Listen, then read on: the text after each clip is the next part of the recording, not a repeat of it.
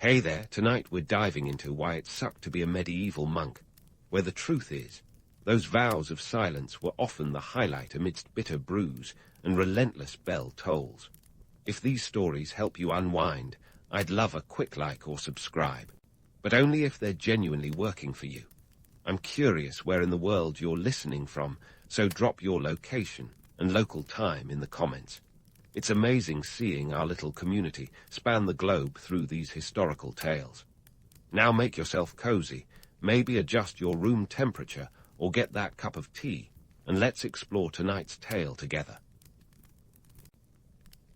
In the quiet of a medieval monastery, the sound of a bell tolls like an unwelcome alarm clock, shattering the pre-dawn silence.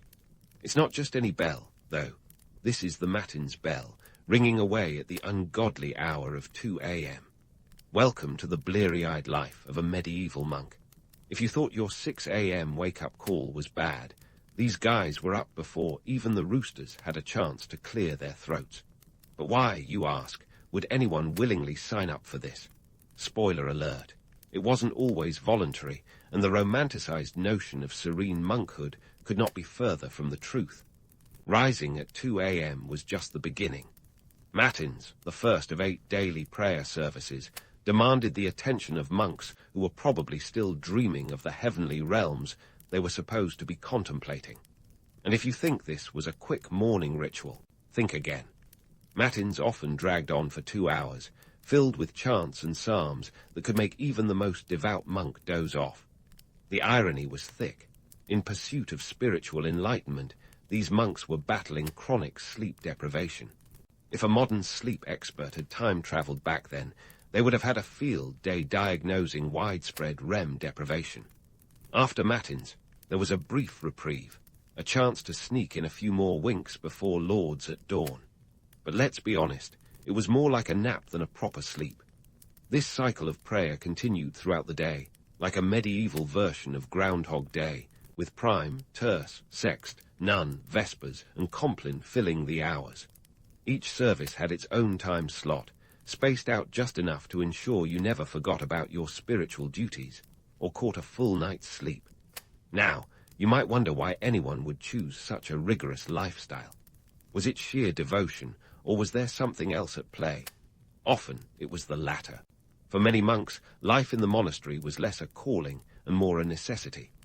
Younger sons of noble families, who didn't stand to inherit land, were often shipped off to monasteries to ensure they didn't become a financial burden. Others might have been seeking refuge from the chaos outside monastery walls, which, during the Middle Ages, could be pretty daunting with all the plagues, famines, and wars. It wasn't all about family politics, though. Some genuinely sought the spiritual life, hoping to find peace and purpose amidst the chaos of medieval Europe. The monastery promised a simpler existence, a chance to focus on the divine. Yet, as romantic as this sounds, the reality was far from the serene images painted in illuminated manuscripts. The harsh schedule was just one of many challenges they faced. The daily grind was relentless. Physical labor was part of the deal, as monks were expected to contribute to the self-sustaining community. This often meant toiling in the fields or tending to livestock, all while juggling the daily prayer schedule.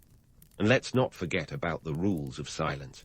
Communication was mostly through gestures, which sounds fun until you realize how hard it is to mime, "I accidentally set the soup on fire." But hey, at least they had their meals to look forward to, right? If you call a sparse diet of bread, vegetables, and the occasional fish a meal. Monastic vows of poverty meant culinary adventures were pretty limited. And speaking of vows, the vow of chastity wasn't exactly a walk in the cloister, either. In an age where marriage was often more about alliances than love, monks were essentially saying no to the medieval version of Tinder. To top it all off, the path to spiritual enlightenment was often paved with penance. Self-flagellation and fasting were not uncommon practices, seen as ways to purify the soul. It's hard not to see the irony here. On one hand, monks were striving for spiritual purity, while on the other, they were running on empty, physically and mentally. It's a wonder they could remember all those prayers, let alone stay awake through them. In the end, the life of a medieval monk was a paradox. It was about seeking peace in a world of chaos, yet it often involved creating inner turmoil through rigorous routines and self-denial. It's no surprise that many stories and legends have arisen, painting monks as wise sages living in tranquil harmony. The truth, however, involved a lot more sleepless nights and a never-ending cycle of prayer. So next time you hit that snooze button, spare a thought for the monks who didn't have that luxury, and perhaps thank your lucky stars that your spiritual journey doesn't involve waking up at 2 a.m. And speaking of hitting that snooze button, you might want to hold off before getting too envious of medieval monks' spiritual dedication. Because when it came to food, their lives were less Michelin-starred and more, well, prison cafeteria chic. Imagine a diet so repetitive that even the most enthusiastic food blogger would run out of adjectives. Bread, porridge, and ale were the holy trinity of monastic meals, and not in a delicious comfort food kind of way. Let's set the table, or rather the refectory, with some hard facts. Bread was the staple, not the artisanal sourdough we Instagram today, but a dense, often stale loaf that could double as a doorstop. We're talking about a time when gluten-free was not an option, and bread quality varied wildly depending on the harvest and the monastery's wealth. On average, a monk might consume about a pound of bread per day. As for porridge, it was more gruel than gourmet, made from whatever grains were available, barley, oats, or rye. And ale, the third pillar of this culinary triangle, wasn't quite the craft brew you might hope for. It was low in alcohol, mainly because it was safer to drink than water, which was often a microbial minefield. Now, before you start thinking monks were the medieval poster children for clean eating, let's dive into the grim reality behind these meals. Meat was a rarity, reserved for feast days and special occasions like Christmas or Easter. When they did indulge, it was more about quantity than quality. Think boiled meats rather than a succulent roast, and even this was subject to strict rules.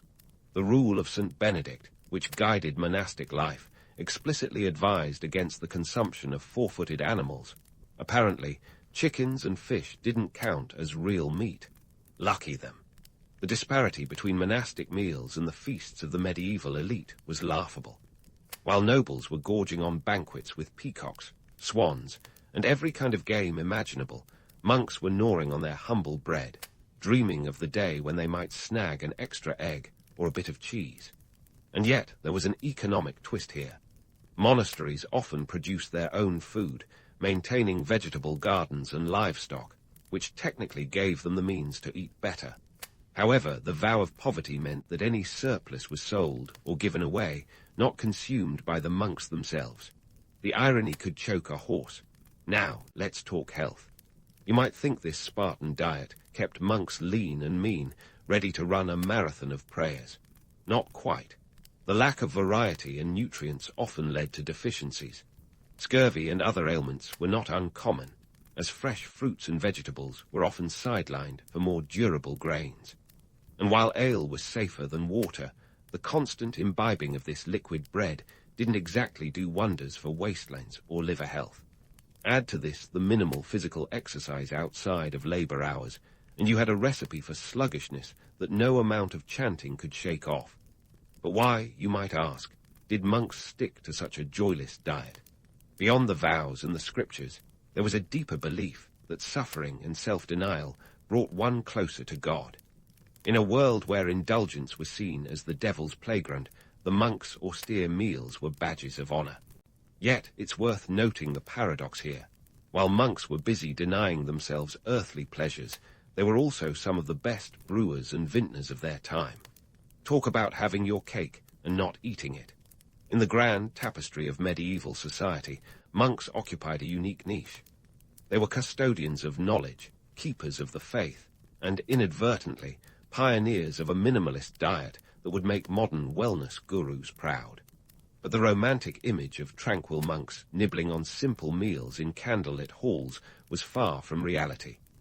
It was a life of monotony, deprivation, and an unending cycle of prayers punctuated by meals that could make a Spartan wince. So the next time you're scrolling through a menu or contemplating a juice cleanse, spare a thought for the medieval monks. They were the original pioneers of the back-to-basics lifestyle, minus the Instagram filters and wellness retreats. And while their culinary adventures left much to be desired, they remind us of the eternal human quest for meaning, even if it meant making a meal out of porridge and prayer. So, while medieval monks were busy perfecting the art of minimalist dining, they were also masters of another, more silent craft, communication. You might think that a vow of silence meant total radio silence, but monks were nothing if not resourceful. Enter monastic sign language, a quirky, silent symphony of gestures that could make even the most seasoned mime envious. Picture a room full of robe-clad men using hand signals to orchestrate daily life. Need the salt passed at dinner? That's a quick flick of the wrist. Want to express that you're off to tend the sheep? There's a gesture for that too. This wasn't just a medieval game of charades. Monks developed a surprisingly sophisticated system, with some monasteries boasting over 200 distinct signs. But before you get too impressed, remember that these weren't just for fun. The vow of silence was serious business, and breaking it could land you in hot water or at least a cold cell for penance. Monastic leaders believed that silence was golden, literally, and the less chatter, the closer one could get to divine enlightenment. It's the kind of logic that makes introverts look like extroverts. But let's step outside those hushed cloisters for a moment and peek into the medieval world beyond the abbey walls.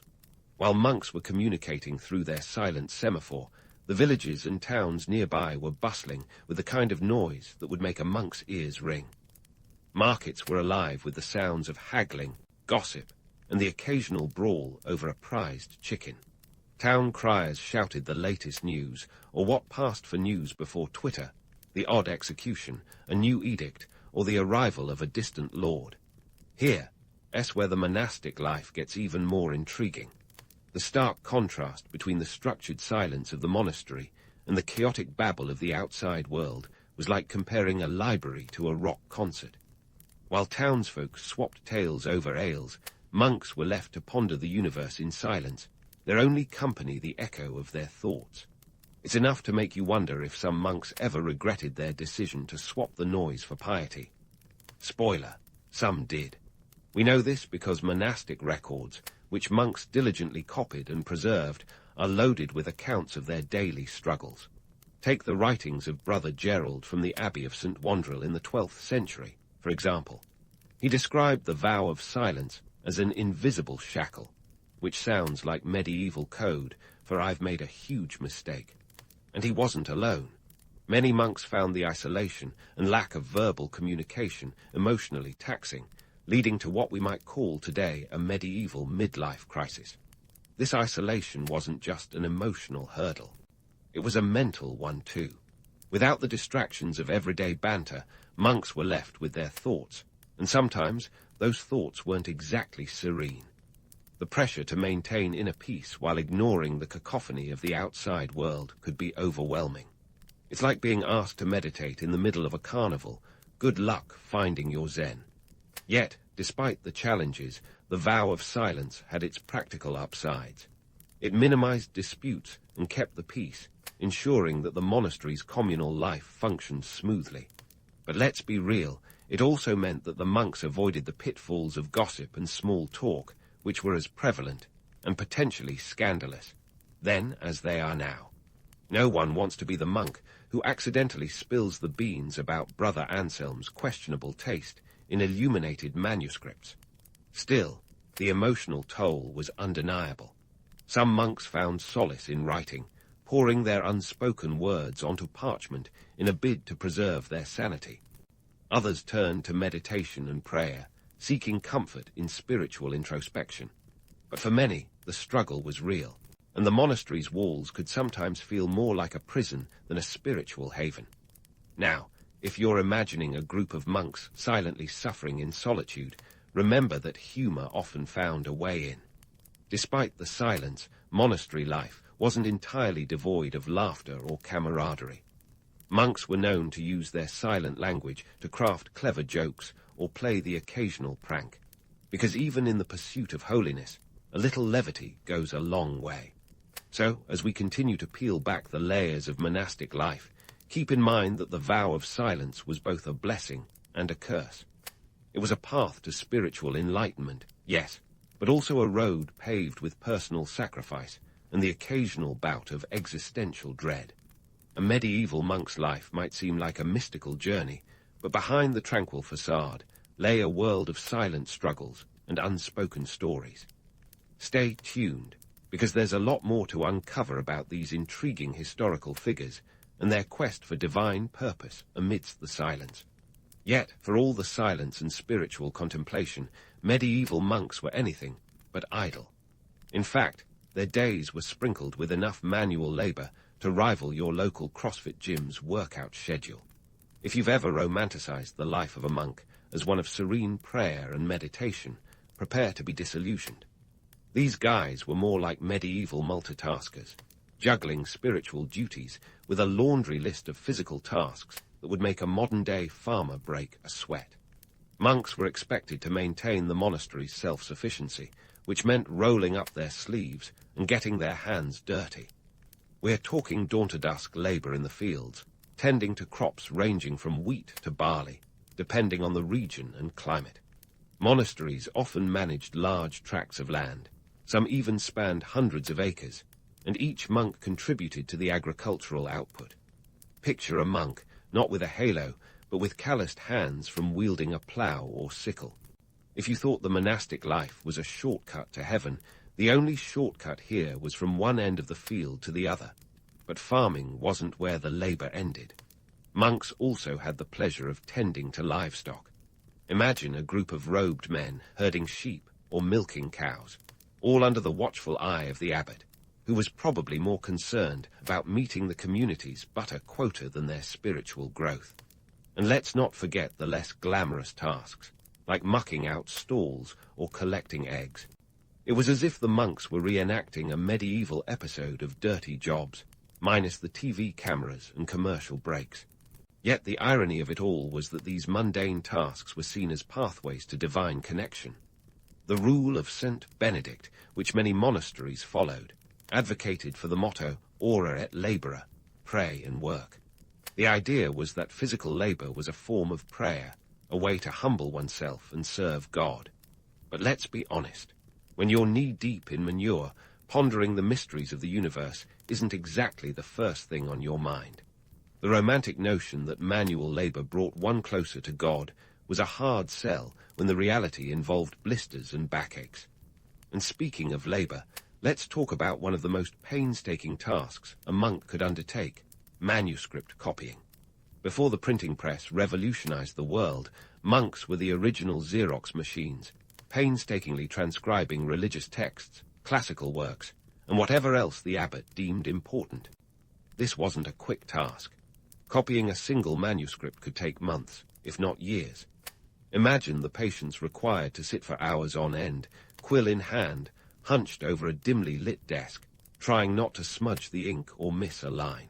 Talk about eye strain. These illuminated manuscripts, with their intricate designs and lavish decorations, were the medieval equivalent of a luxury item. They were prized possessions, sometimes worth as much as a small farm. Yet the irony here is palpable. Monks dedicated their lives to producing works of art that they would never own or even see in the hands of others. Their work was a labor of love, or perhaps just labor, with the only reward being a job well done and maybe a slightly less sore back. Now, if manual labor and manuscript copying weren't enough, monasteries also played a crucial economic role in medieval society. These institutions were often the economic powerhouses of their regions, acting as both production centers and marketplaces. Monasteries produced not only food, but also wine, beer, and even wool, which they sold or traded. They were like medieval conglomerates, with monks as the workforce and abbots as CEOs. It wasn't uncommon for a monastery to control more land and wealth than the local lord, making them key players in the local economy. This economic clout came with its own set of challenges. Monasteries had to navigate complex relationships with secular authorities, balancing their spiritual mission with the need to maintain financial stability. And while monks took vows of poverty, the wealth of the monastery often meant that they lived better lives than many peasants. It was a delicate dance between divine duty and earthly economics, where spiritual enlightenment had a price tag. The economic significance of monasteries also led to their involvement in the education and care of the community. Many monasteries ran schools, providing education to boys who might otherwise have had no access to learning. They also acted as hospitals, offering rudimentary medical care to the sick and destitute. In a world where the nearest doctor was often miles away and medicine was more superstition than science, this was no small service. But let's not romanticize this too much. The monks' primary motivation was not necessarily altruism. By educating the young and caring for the sick, they ensured a steady flow of potential recruits and maintained their standing in the community. It was a strategic move that ensured the monastery's influence and survival, a reminder that even in the pursuit of divine goals, earthly pragmatism was never far behind. So, as we peel back the layers of monastic life, it's clear that these men were far from the ethereal figures of legend. Their days were filled with toil and tedium, their paths to spiritual enlightenment often paved with calluses and ink stains. They were key players in their communities, wielding economic power and influence, all while trying to balance their spiritual aspirations with the harsh realities of medieval life. Stay tuned, because there's still more to uncover about these fascinating figures and the complex world they navigated. Yet, for all the back-breaking labor and ink-stained fingers, the life of a medieval monk was a bewildering blend of divine aspirations and earthly realities. You see, these robed men were on a perpetual quest for spiritual peace, yet they were constantly at war with worldly challenges. It's like trying to meditate in the middle of a bustling subway station. Good luck finding your inner zen while dodging the chaos. Monks were driven by a paradoxical mission, to find divine tranquility while living in a world that seemed hell-bent on chaos. The monastery was meant to be a sanctuary from the turbulent outside world, a haven where men could devote themselves to God. But the reality was more like a medieval version of Survivor, where you had to navigate the pitfalls of politics, economics, and human frailty. Monastic life was supposed to be simple, yet it was layered with complexity, like an onion that makes you cry when you peel it back. The myths surrounding monks paint them as serene, wise figures who floated through life on a cloud of piety. But the truth is, they were as human as the rest of us, susceptible to the same doubts, desires, and distractions. Sure, they aimed for spiritual enlightenment, but they also had to worry about mundane matters like whether the barley crop would survive the winter, or if Brother Bernard would ever stop snoring during Compline. And let's not forget the constant struggle to balance their spiritual duties with the economic demands of running a self-sufficient community. The romantic image of monks as isolated scholars, disconnected from the world, is a myth worth dismantling. These men were deeply embedded in the socio-economic fabric of medieval society. They were educators, scribes, and keepers of knowledge. Monasteries were the original libraries in a world where books were as rare as a unicorn sighting. Thanks to the tireless efforts of monks, many classical works survived the Dark Ages, preserving the legacy of thinkers like Aristotle and Plato. Talk about a public service that deserves more than a polite round of applause. Monks were also the unsung heroes of medieval education. Long before public schools were a glint in society's eye, monasteries provided education to boys, shaping the intellectual landscape of Europe. They taught reading, writing, and basic arithmetic, a curriculum that sounds suspiciously like what you'd find in a modern elementary school. The only difference, these lessons were often delivered in Latin, a language that might have been more useful in impressing your friends at the tavern than in navigating the local marketplace. And while monks were busy preserving knowledge and teaching the next generation, they were also cultivating culture. Their illuminated manuscripts were masterpieces of medieval art, with intricate designs and vibrant colors that could rival any modern artist's palette. These books were the medieval equivalent of a bestseller, minus the book tour and autograph sessions. But here's the kicker. The monks who created these works of art never got to bask in the glow of their creation's success. Their names were often lost to history, a testament to the humility and anonymity that monastic life demanded. For all their contributions, monks lived in a world that didn't always appreciate their efforts. The Church, while offering spiritual guidance, wasn't immune to corruption and power struggles. Monasteries often found themselves caught between the demands of religious authority and the realities of secular politics. They had to navigate a minefield of alliances and rivalries, ensuring their survival in a world where power was as fleeting as a summer breeze. And yet, the allure of monastic life persisted. The idea of escaping the chaos of the world for a life of contemplation and service was a powerful one. Even today, the notion of retreating from the noise of modern life holds a certain appeal. Who wouldn't want to trade their inbox for a quiet cell, if only for a day? But as we've seen, the reality was far more gritty and demanding than the romanticized version suggests. Modern perceptions of monastic life often skip these gritty details, focusing instead on the tranquil, candlelit images that grace calendars and coffee table books. But the truth is, being a monk was hard work, filled with challenges that tested the limits of human endurance. It was a life of sacrifice, where the pursuit of spiritual enlightenment came with a side of blisters and calluses.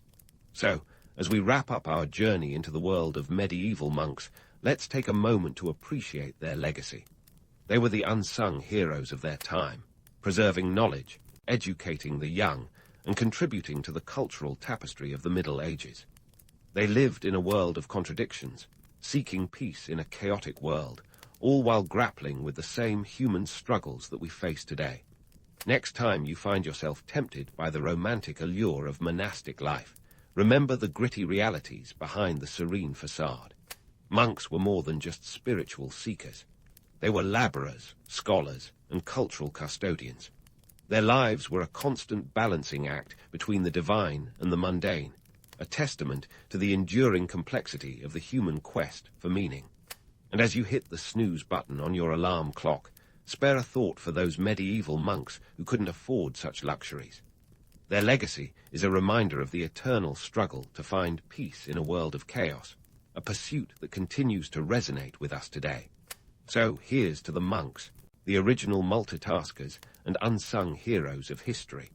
May we learn from their trials and triumphs, even as we chuckle at the absurdities of their world.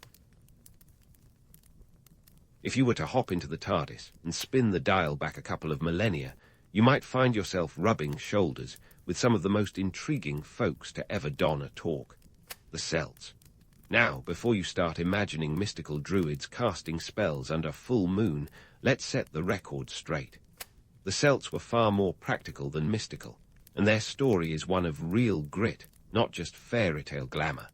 First things first, let's talk geography. The Celtic tribes were like the original pan-European road trippers, but instead of a beaten-up camper van, they had sturdy chariots and a penchant for travel. These tribes stretched from the sun-soaked Iberian Peninsula all the way to the misty isles of Britain and Ireland. It's as if they took one look at Europe and thought, yeah, we'll have a bit of everything, thanks. We're talking about a reach that spanned thousands of miles, from the Atlantic coastlines to the edges of the Black Sea. So how did they end up scattered across this vast terrain? Archaeological evidence, including those trusty old pots and tools, tells us they didn't just wake up one morning and decide to trek across Europe for fun.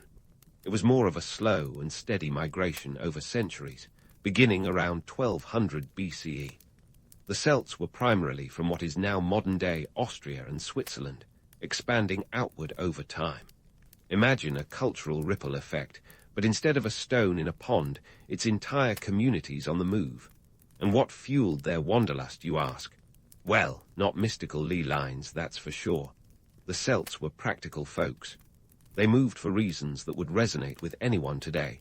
Trade opportunities, fertile land, and occasionally to escape the neighbors' bad vibes.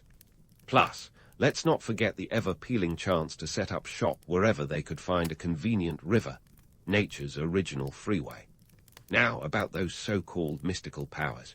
Sorry to burst the bubble, but the Celts weren't casting spells or summoning forest spirits. They did have Druids, but think more along the lines of community leaders and wise advisors rather than wizards with wands. The Druids were the intellectual elite, the ones who remembered the law and lore, which is quite practical when you're wandering through the woods without Google Maps. Speaking of practicality, their living arrangements were a testament to their no-nonsense approach to life. Forget the notion of grand castles. The Celts preferred roundhouses. These were sturdy, thatched-roof structures that were both easy to build and dismantle, a perfect fit for their semi-nomadic lifestyle. A roundhouse was like a pop-up home, ideal for when you needed to pack up and move on to greener pastures. And when I say greener pastures, I mean it quite literally. The Celts were all about finding the best spots for their livestock and crops. Their society wasn't just about moving and shaking, though. The Celtic tribes were organized in a way that would make even the most bureaucratic of modern governments blush. Each tribe was a tight-knit community, with a chieftain at the helm, who was less of a dictator and more of a first among equals. Decisions were often made in council, with input from chieftains and druids alike. It's like if democracy and meritocracy had a baby and called it Celtic governance. And while the romantic image of fierce warriors in battle might dominate the imagination, the truth is that the Celts were as much traders as they were fighters. They were savvy enough to know that trading goods like salt, iron, and even wine was often more beneficial than engaging in endless turf wars. The Celts had a knack for metallurgy, producing weapons and jewelry that were the ancient equivalent of high-tech gadgets and designer bling. Their craftsmanship was so renowned that even the Romans, yes, those Romans, admired Celtic ironwork. That's right, the empire known for its legions and engineering marveled at the handiwork of these so-called barbarians. But what about those myths of Celtic magic and mystery? Well, they're as much a product of later Romanticism as they are of historical reality. The Celts were undoubtedly spiritual, with a deep respect for nature and the seasons, but they weren't casting spells in the way fantasy novels might suggest. Their rituals were more about community cohesion and honoring the cycles of life than anything else. So, while the image of druids chanting in sacred groves is undeniably captivating, it's important to remember that the Celts were, at heart, practical people making the most of their world.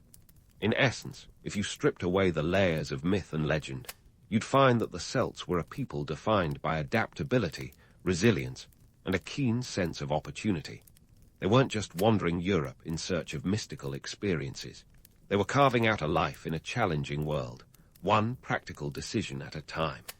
So, next time you think of the Celts, picture them less as enigmatic sorcerers and more as the original European pioneers, blazing trails and building communities across a continent. Now, let's dive deeper into the Celtic societal structures, a world far from the mystical haze of druids and bards we've been led to imagine. Picture a society where your status wasn't just dictated by birthright or magical prowess, but by a mix of leadership skills, bravery, and yes, a little bit of charisma. At the heart of this was the chieftain, a role akin to being the CEO of your local tribe, but without the cushy office chair or the corporate tie. Chieftains were the glue holding the Celtic tribes together, navigating a complex web of alliances and rivalries. Elected by the tribe, and sometimes holding their position for life, they were expected to be both a warrior and a diplomat, a tricky balancing act, especially when diplomacy sometimes involved a sharp sword. But don't be fooled into thinking these chieftains were lone wolves. They were supported by a council of elders and druids who offered advice and shared the burden of leadership. It was more board meeting than solitary rule. Imagine King Arthur's round table, but with more practical discussions and fewer legendary swords. Now, speaking of druids, let's clear up the foggy notions surrounding these enigmatic figures. Forget the wand-waving wizards of fantasy lore. The druids were more like the Swiss army knives of Celtic society. They were priests, judges, teachers, and even political advisors. Imagine if your local priest also taught high school, settled legal disputes, and moonlighted as a political strategist. Druids were the keepers of knowledge, and their education was no joke. They underwent a rigorous training process that could last up to 20 years, and you thought your college degree was intense. Warriors, on the other hand, were the rock stars of Celtic society. They were admired and celebrated, not just for their prowess on the battlefield, but for their role in upholding the tribe's honor and security. But being a warrior wasn't all about glory and fame. It required a dedication to training and a readiness to defend the tribe at a moment's notice. You didn't just stroll into battle. You charged in with a yell, hoping your iron sword and bronze shield would hold up against the enemy. Oh, and let's not gloss over the women here. Celtic society was surprisingly egalitarian for its time. Women could own property, divorce, and even lead their own clans. Boudica, the queen of the Iceni tribe, famously led a revolt against the Roman Empire in 6061 CE, proving that Celtic women were not just sitting at home waiting for their warrior husbands. They were out there making history, or at least making life very difficult for the Romans. The legal systems of the Celts were as intricate as a Celtic knot, tangled yet surprisingly coherent. The Brehon laws, as they were known in Ireland, were a complex set of rules governing everything from marriage to murder. These laws were based on restitution rather than punishment. Less eye for an eye and more pay up for that eye. It was a system that emphasized compensation and community harmony, quite the contrast to our modern legal systems that often lean heavily on punitive measures. And let's talk property. Land ownership was communal, with land being held by the tribe rather than individuals. This wasn't some utopian ideal. It was practical. Communal land ownership ensured that everyone had a stake in the success of the tribe, fostering a sense of shared responsibility and mutual support. It was less every man for himself, and more we are all in this together, which is a pretty refreshing concept in today's me-first world. Economically, the Celts were no slouches either. They were skilled traders, with networks stretching across Europe. Their trade wasn't just about exchanging goods. It was a cultural exchange, spreading Celtic art, ideas, and innovations far beyond their homelands. The Celts were particularly fond of trading metals, a commodity they had mastered the art of working with. Their ironwork, in particular, was highly sought after, and their craftsmanship was so advanced that even the Romans took notice. When the Romans are impressed, you know you're doing something right. But while their economic prowess was commendable, it wasn't all prosperity and progress. The Celtic tribes, like any society, faced internal strife and external threats. Alliances could be as fragile as a Celtic brooch, and rivalries could turn bloody. The Celts' preference for trial by combat, a practice where disputes were settled through battle rather than debate, speaks volumes about their approach to conflict resolution. It was less, let's talk it out, and more, let's duke it out. So, while the romantic image of a harmonious, mystical Celtic society is appealing, the reality was far more nuanced. The Celts were a people of practicality and adaptability, balancing tradition with innovation and community with individuality. Their society was an intricate tapestry woven with threads of leadership, law, warfare, and trade. And as we continue to unravel this tapestry, we'll discover more about how these elements came together to shape the lives of one of history's most fascinating peoples. Stay tuned, because the story is far from over. As we unravel this Celtic tapestry, let's zoom in on the economic threads that held it all together. Now, when you think of currency, your mind might dart to shiny coins or digital wallets. But for the Celts, it was all about the moolah, literally. Cattle were the currency of choice, the original four-legged banknotes. Picture this. You're a Celtic chieftain, and your wealth is measured not by the number of zeros in your bank account, but by the number of cows in your pasture. Forget Bitcoin. Bovine was the real bull market. But why cows, you ask? Well, they weren't just a walking ATM. Cattle were a symbol of status and power, a living, breathing asset that could be milked for all it was worth, pun intended. In a society where land was communally owned, owning cattle meant you had tangible, transportable wealth. It was practical and prestigious, a true 2-for-1 deal. And talk about low maintenance. No need to worry about fraud or hacking, just the occasional stray wolf. Now let's talk trade, or as the Celts might say, let's make a deal. The Celtic tribes were the original globetrotters of trade, with networks stretching from the sun-soaked shores of the Mediterranean to the chilly waters of the North Sea. Imagine the logistics. No GPS, no Google Maps, just a keen sense of direction and an even keener eye for profit. These folks managed to keep their trade routes humming along, proving that you don't need a smartphone to navigate the complexities of international commerce. Celtic traders had a keen eye for what was hot on the market. They weren't just peddling local goods. They were the ancient equivalent of import-export moguls. Exotic items like wine, olive oil, and even the occasional luxury trinket flowed into Celtic lands, while their own products, particularly iron and textiles, found eager buyers abroad. This wasn't just trade, it was cultural cross-pollination, with every exchange leaving a little piece of Celtic influence scattered across Europe.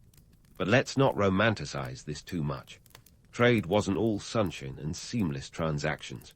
The Celts had to deal with the ever-present threats of piracy, banditry, and the occasional hostile tribe.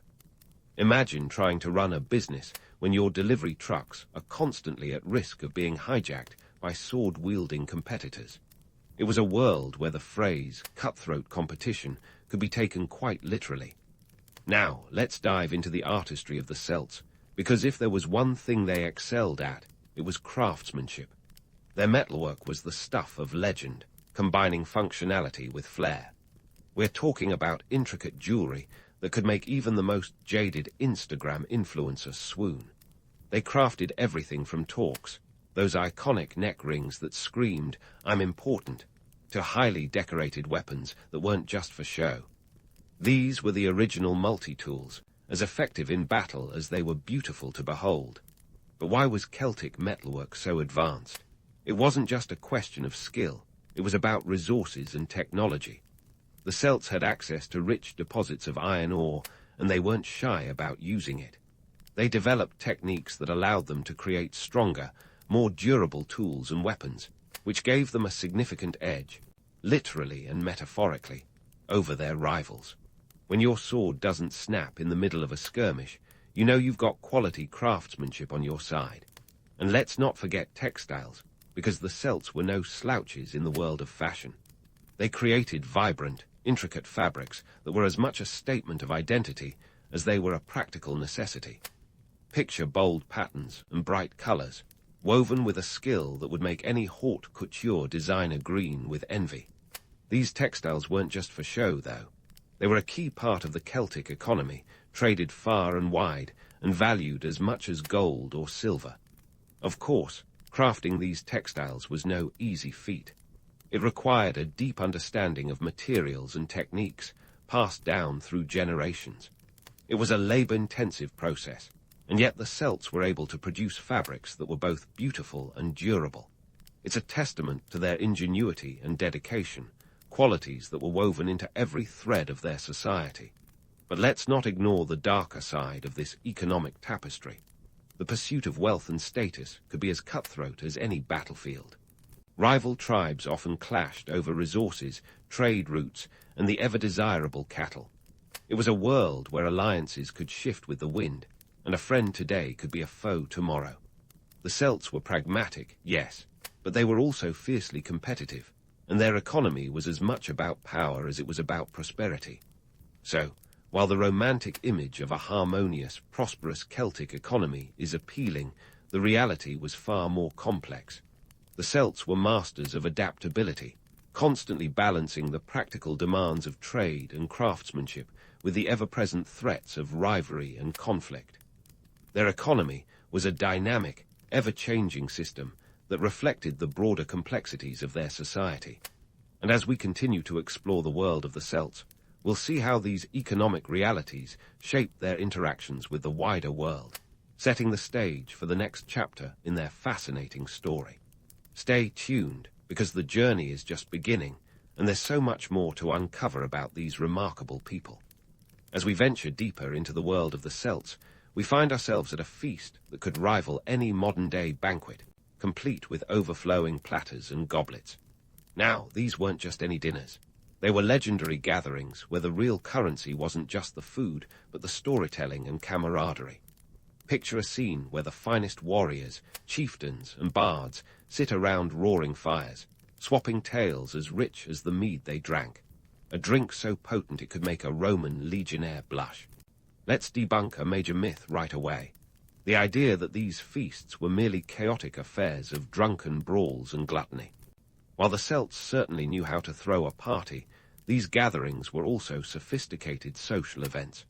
They were about building alliances, celebrating victories, and honoring the gods. Think of them as the ancient version of networking dinners, except with fewer PowerPoints and more power plays. The Celts had a flair for hospitality, turning feasting into an art form.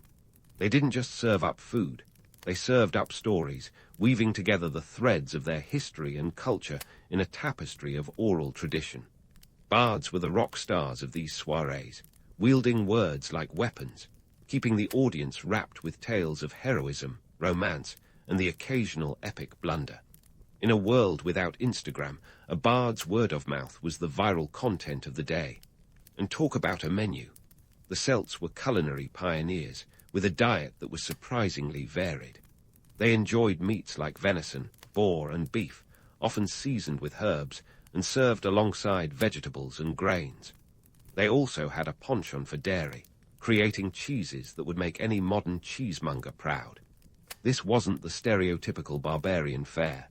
It was a rich, diverse diet that reflected their resourcefulness and appreciation for the bounty of the land. But let's not sugarcoat it. These feasts could get raucous. When your drink of choice is a fermented concoction strong enough to fell a Druid, things are bound to get lively.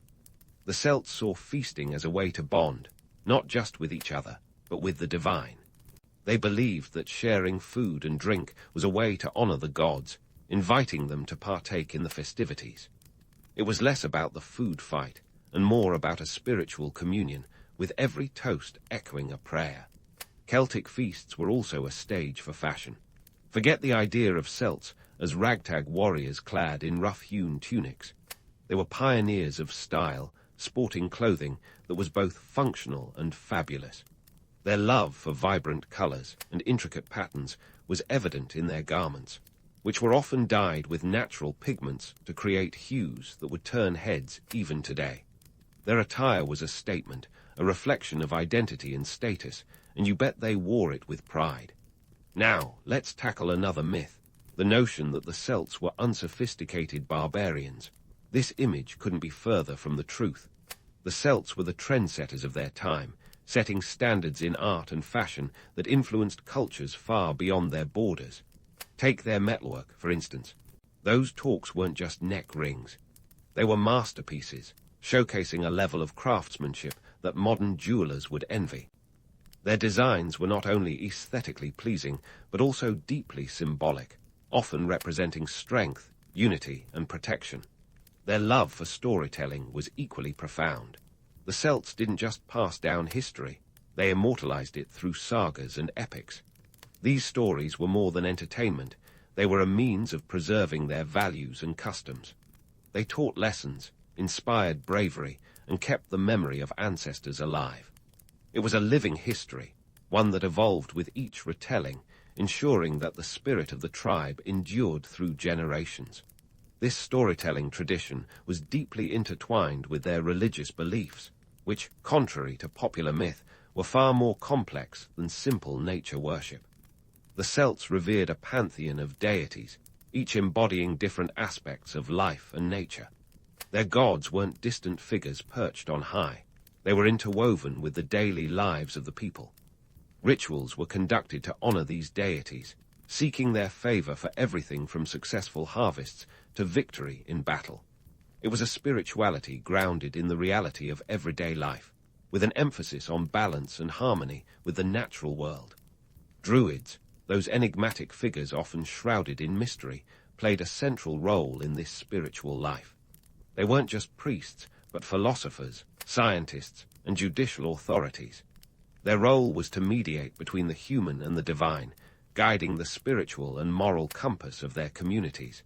Druids held a revered position, not because they wielded supernatural powers, but because they embodied wisdom and knowledge. Their influence was so profound that even the Romans, who were not exactly known for their cultural sensitivity, were wary of them. So, while modern portrayals might paint the Celts as a mystical, enigmatic people lost to time, the reality is that they were a vibrant, dynamic society. They were pioneers, innovators, and storytellers who navigated the complexities of their world with a blend of pragmatism and panache. Their legacy is one of adaptability and resilience, a testament to the power of culture and community. As we continue to unravel the myths and truths of the Celts, stay tuned for more revelations, because this story is far from over. The best is yet to come, and it's a tale that promises to be as rich and rewarding as the feasts they so famously enjoyed. As the feast fades into memory, let's pivot to a less celebratory chapter in the Celtic saga, the Roman conquest. Ah, the Romans, those overachieving empire builders who couldn't resist poking their noses into everyone else's business. By the time Caesar set his eyes on Celtic territories in the 1st century BCE, he wasn't just looking for new lands. He was hunting for glory, wealth, and a chance to flex Rome's muscles. And flex they did, with the efficiency of a well-oiled war machine that left little room for Celtic autonomy. The Roman legions, with their disciplined formations and relentless pursuit of expansion, must have seemed like a storm rolling in over the Celtic lands. The Celts, famed for their bravery and ferocity in battle, faced a new kind of warfare, a battle of attrition. It wasn't just about who could yell the loudest or swing the hardest. The Romans brought logistics, strategy, and a stubborn persistence that eventually wore down the scattered Celtic tribes. Now, let's debunk a juicy myth: the image of the Celts as the noble savages, bravely defending their lands against the Roman juggernaut.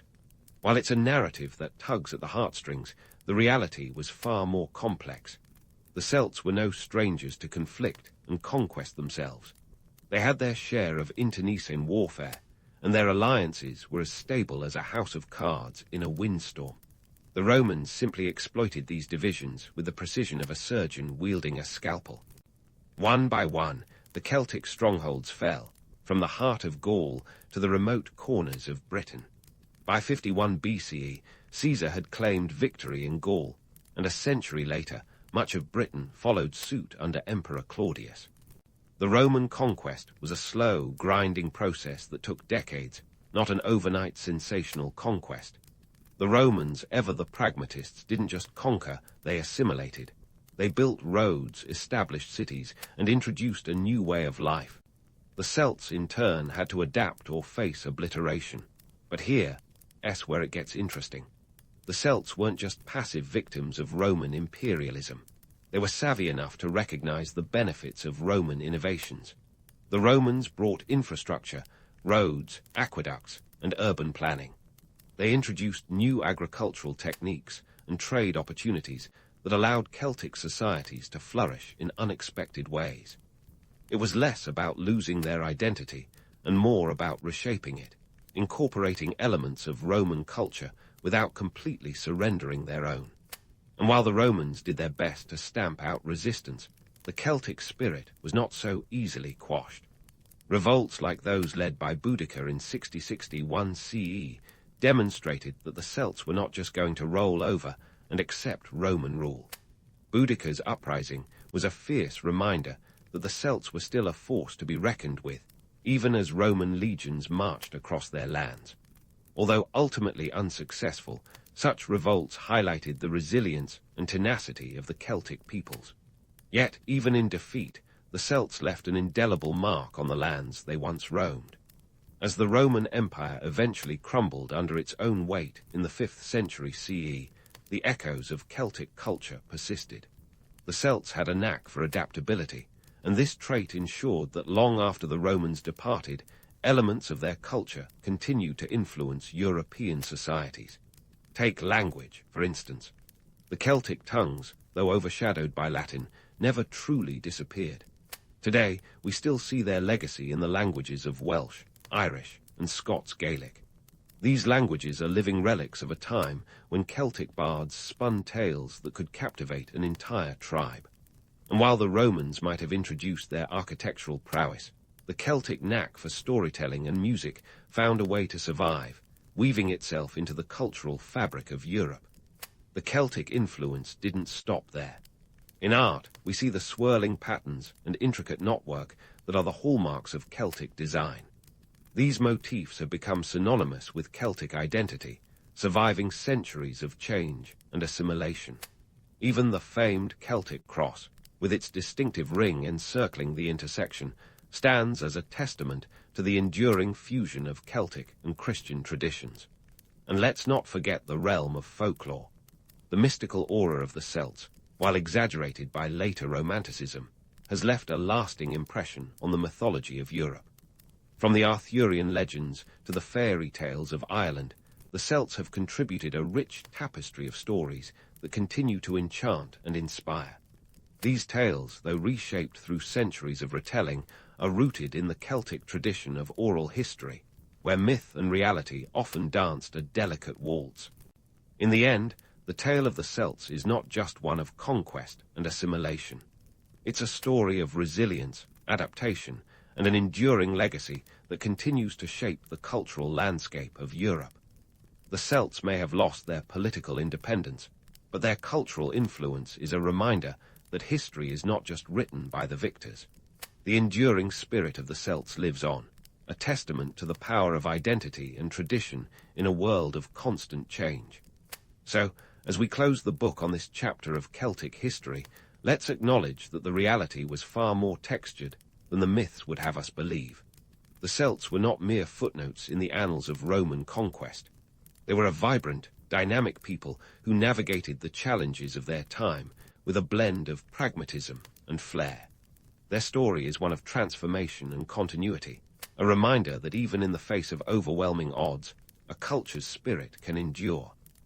As you drift off to sleep or go about your day, remember the Celts not as mythical figures shrouded in mystery, but as real people who lived, loved, and left a legacy that continues to resonate. Their tale is a testament to the complexity of history and the enduring power of culture to transcend the passage of time. So here's to the Celts. May their stories continue to inspire and remind us of the rich tapestry of human history.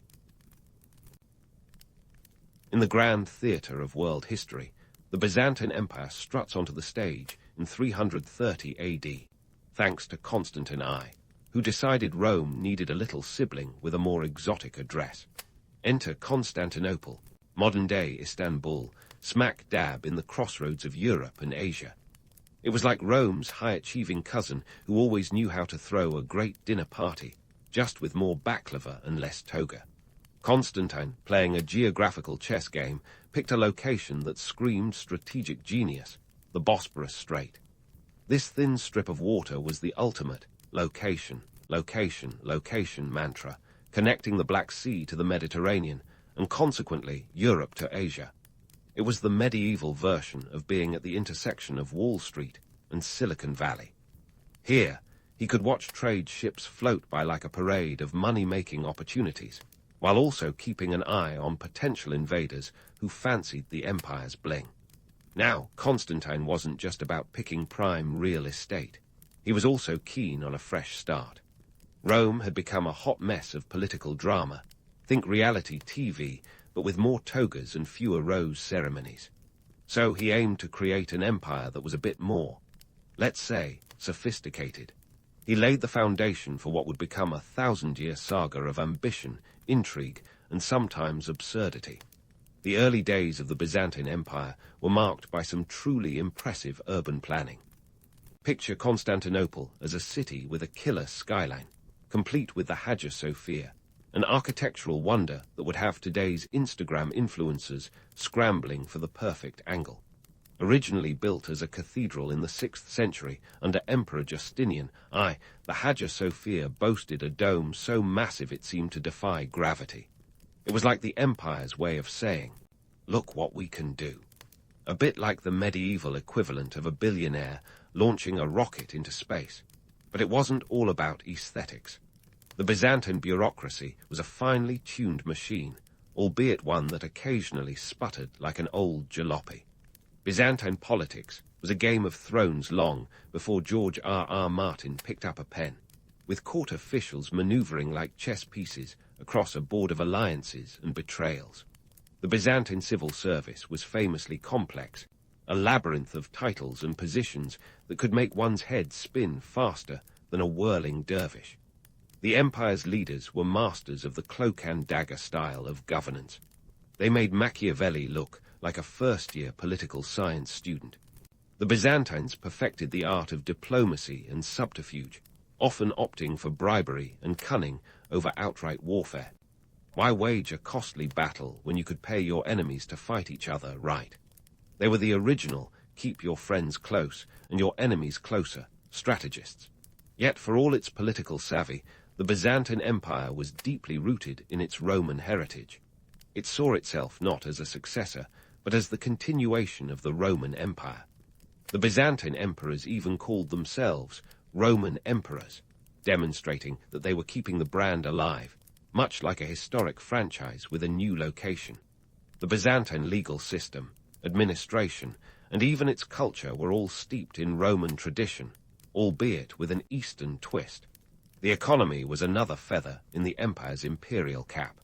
With a foot in both the East and West, Constantinople became a bustling hub of commerce. The Byzantines minted their own currency, the solidus, a gold coin that became the preferred currency for international trade for over 7 centuries.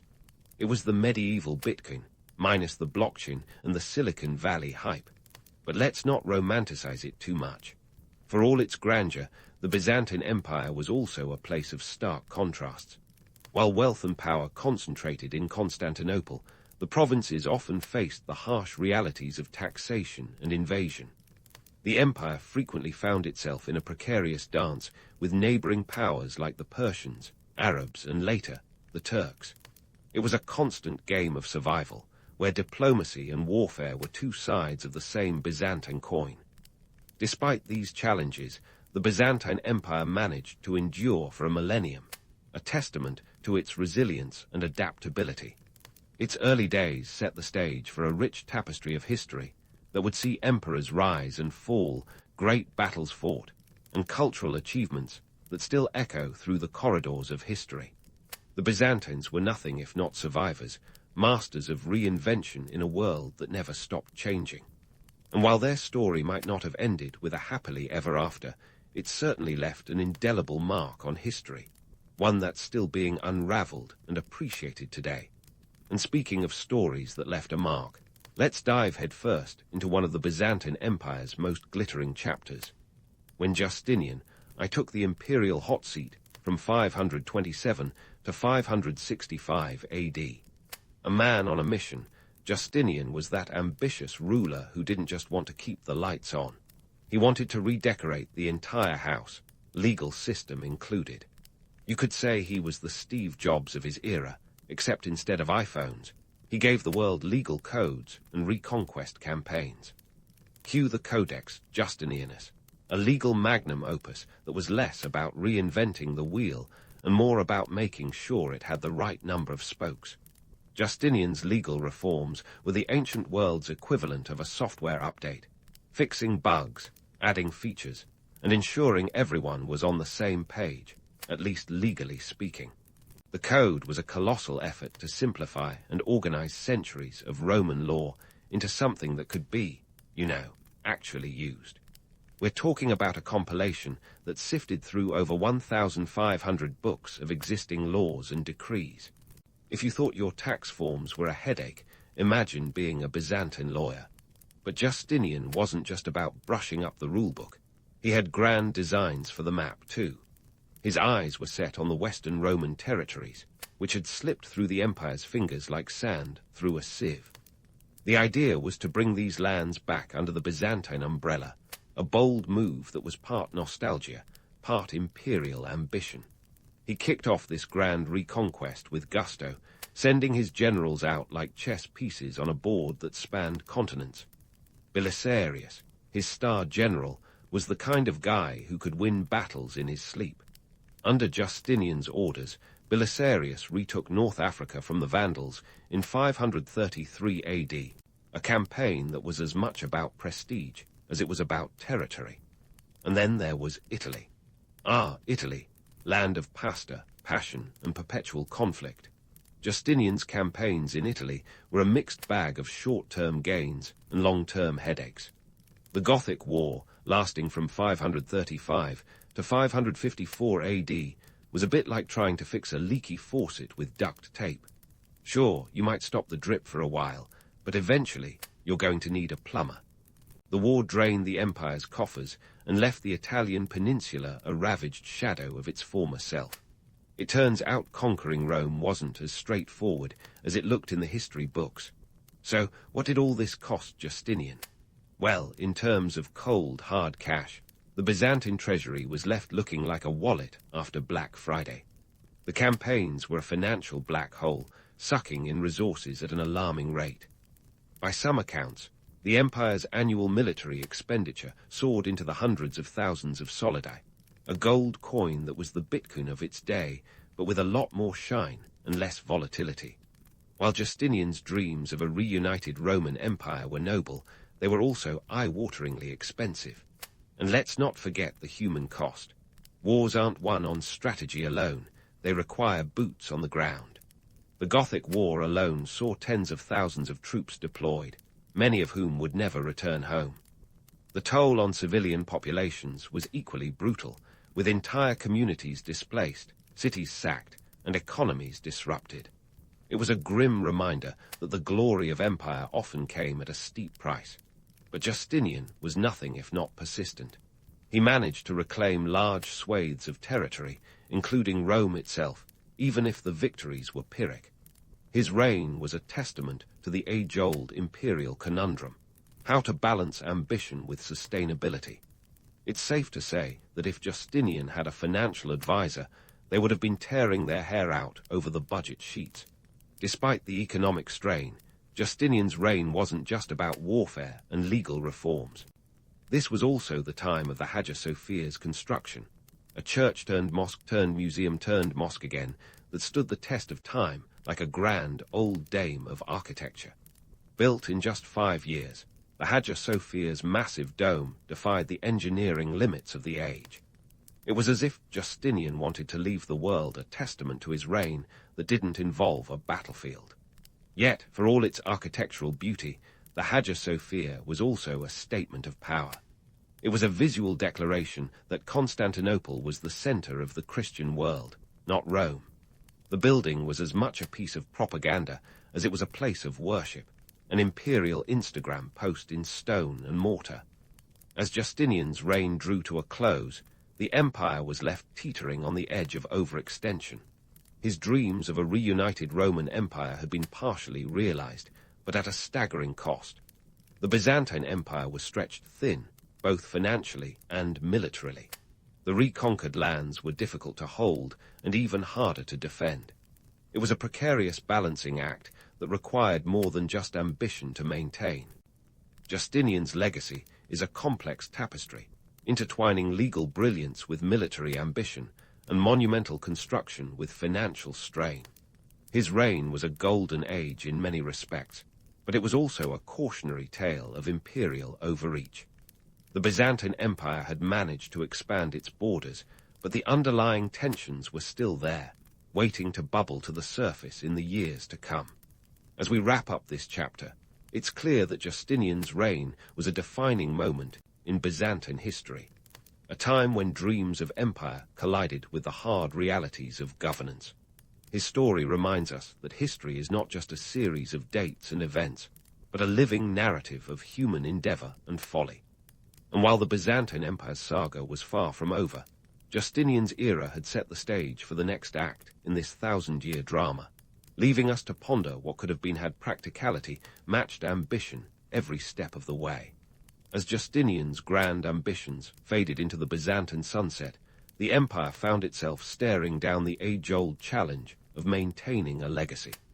Enter the iconoclast controversy, the 8th century equivalent of a cultural dress code crisis. From 726 to 843, the The Byzantine Empire was torn asunder by a debate so fiery that it managed to make art history sound like a cage fight. But this wasn't just a squabble over aesthetics. It was a seismic power struggle with enough theological jargon to make your head spin like a Byzantine mosaic. It all kicked off with Emperor Leo III, who in 726 decided he wasn't a fan of religious images, icons, to be specific. Leo was like the original minimalist, but instead of decluttering his wardrobe, he wanted to purge the empire of icons. His iconoclast stance wasn't just about keeping church walls clean. It was a power play wrapped in religious fervor. Leo claimed that the veneration of icons was flirting dangerously close to idolatry, a theological no-no. But beneath the surface, this was less about divine displeasure and more about consolidating imperial control over the church. Who says politics and religion don't mix? The iconoclasts, led by Leo and his successors, argued that icons were a distraction from true worship. They saw themselves as the purifiers of faith, stripping away the excess like a medieval Marie Kondo. On the flip side, you had the iconodules, who believed that icons were windows to the divine, a bit like the holy version of a FaceTime call with the saints. The iconodules weren't just clinging to pretty pictures. They were defending a long-standing tradition that had been woven into the very fabric of Byzantine spirituality. But let's not paint this as a simple black-and-white issue. The iconoclast controversy was a tapestry of greys, with economic and political threads running through the weave. For starters, icons were big business. Monasteries produced these holy images, and for them, this wasn't just a spiritual matter. It was about protecting their revenue streams. Think of it as the medieval version of the copyright debate, where every icon was a potential bestseller. The controversy was also a handy tool for emperors looking to flex their muscles over the church. By banning icons, they could assert dominance over religious leaders and quell potential centers of opposition. It was less about religious orthodoxy and more about ensuring the empire's hierarchy knew who was boss. And if a few frescoes had to be scrubbed in the process, so be it. This clash of ideologies wasn't just a war of words, it sparked societal upheaval. Iconoclast emperors ordered the destruction of icons and frescoes, sometimes with the same enthusiasm a toddler has for finger painting on a freshly painted wall. Monks and priests who resisted faced persecution, exile, or worse. The empire was essentially a giant religious tug-of-war, with ordinary citizens caught in the middle trying to figure out which side of the divine fence they should sit on. Iconoclasm's impact was felt far beyond the walls of monasteries and palaces. It created deep divisions within communities, splitting congregations and families. People weren't just arguing over dinner tables. They were risking their lives over whether an image of Christ should be revered or reviled. It was a period when everyone had an opinion, and the stakes were higher than a game of Byzantine bingo. The controversy reached a crescendo under Emperor Constantine V, a man whose policies could make even the most ardent iconoclast blush. Known to his opponents as Copronymus, a nickname that wasn't exactly flattering, Constantine took iconoclasm to new heights or depths, depending on your perspective. He convened a council in 754 that declared icon veneration a heresy, effectively giving the green light for widespread destruction of religious imagery. It was like declaring a war on art, and the empire's monasteries were the front line. But as history often shows, extremism tends to breed resistance. The iconophile cause found a formidable champion in Empress Irene, who in 787 turned the theological tide at the Second Council of Nicaea. Irene, a woman not to be trifled with, restored the veneration of icons, declaring it not only permissible but essential to Christian worship. The council's decision was a victory for the iconodules, but it was hardly the end of the debate. Think of it as halftime in a very long game. Irene's reign was a reminder that power in Byzantium was as fluid as the Bosporus currents. Her success in reinstating icons was as much about political savvy as it was about piety. She understood that supporting icon veneration was a way to garner loyalty from the church and its followers. In Byzantium, the lines between faith and politics were as blurred as a poorly preserved fresco. Despite Irene's efforts, the iconoclastic fervor wasn't extinguished. It flickered back to life with Emperor Leo V in 813, who once again cracked down on icons like a medieval art critic with a grudge. The empire was thrust back into the whirlwind of destruction and debate, proving that in Byzantium no victory was ever permanent. The controversy finally drew to a close in 843, when Empress Theodora, taking a page from Irene's book, restored icon veneration for good. This event, known as the Triumph of Orthodoxy, was celebrated with a festival that probably felt more like a sigh of relief than a jubilant party. Theodora's decree was the final nail in the iconoclast coffin, but the scars of the conflict lingered on.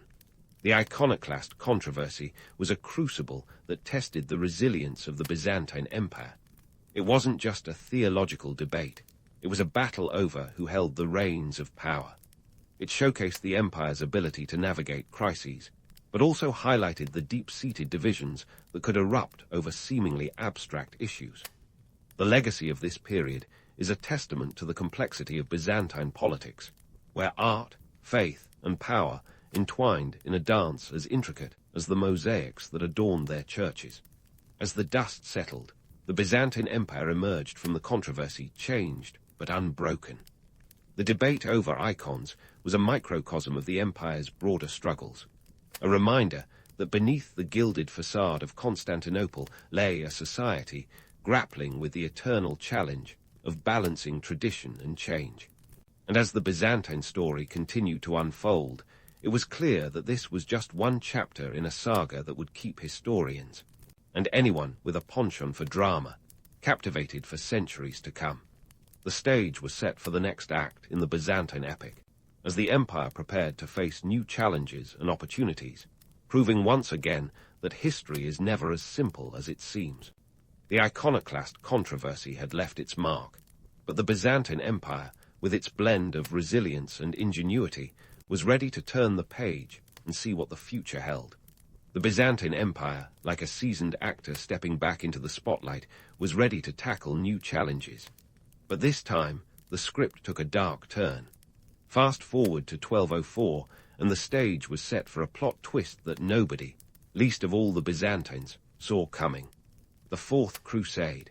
This wasn't your typical quest for the Holy Land. No, this was the medieval equivalent of a misdirected email that lands you in hot water, except with more swords and fewer apologies. The Crusaders, ostensibly on a mission to reclaim Jerusalem, somehow ended up sacking Constantinople instead. How did a holy war get so off track, you ask? Well, it started with a bit of logistical sleight of hand. The Venetians, who were supposed to ferry the Crusaders, had a hefty bill to settle, 85,000 silver marks to be precise. But the Crusaders, short on cash and long on ambition, couldn't foot the bill. So the Venetians offered a deal. Help us capture Zara, a Christian city, and we'll call it even. The Crusaders, possibly thinking what could go wrong, agreed, setting a precedent for the kind of financial and moral gymnastics that make modern politics look tame. Zara was just the appetizer. Soon, the Crusaders were convinced by a Byzantine prince, Alexios IV Angelos, to detour to Constantinople, promising them riches and support for their cause if they helped him reclaim his father's throne. Spoiler alert, things didn't go as planned. When Alexios couldn't pay up, the Crusaders decided to take their payment in kind by looting one of the richest cities in Christendom. Constantinople was ransacked in a frenzy of greed and destruction, and the Byzantine Empire was left reeling, like a boxer who never saw the uppercut coming. The economic and cultural fallout from the sack was catastrophic. Priceless relics and treasures were carted off to Western Europe faster than you could say cultural appropriation. The city that had been a beacon of wealth and art was reduced to a shadow of its former self. The Byzantine treasury, once a vault of imperial dreams, was emptied like a cookie jar at a toddler's birthday party. The Fourth Crusade wasn't just a military disaster. It was an economic apocalypse. This fiasco of epic proportions left the Byzantine Empire fractured and vulnerable.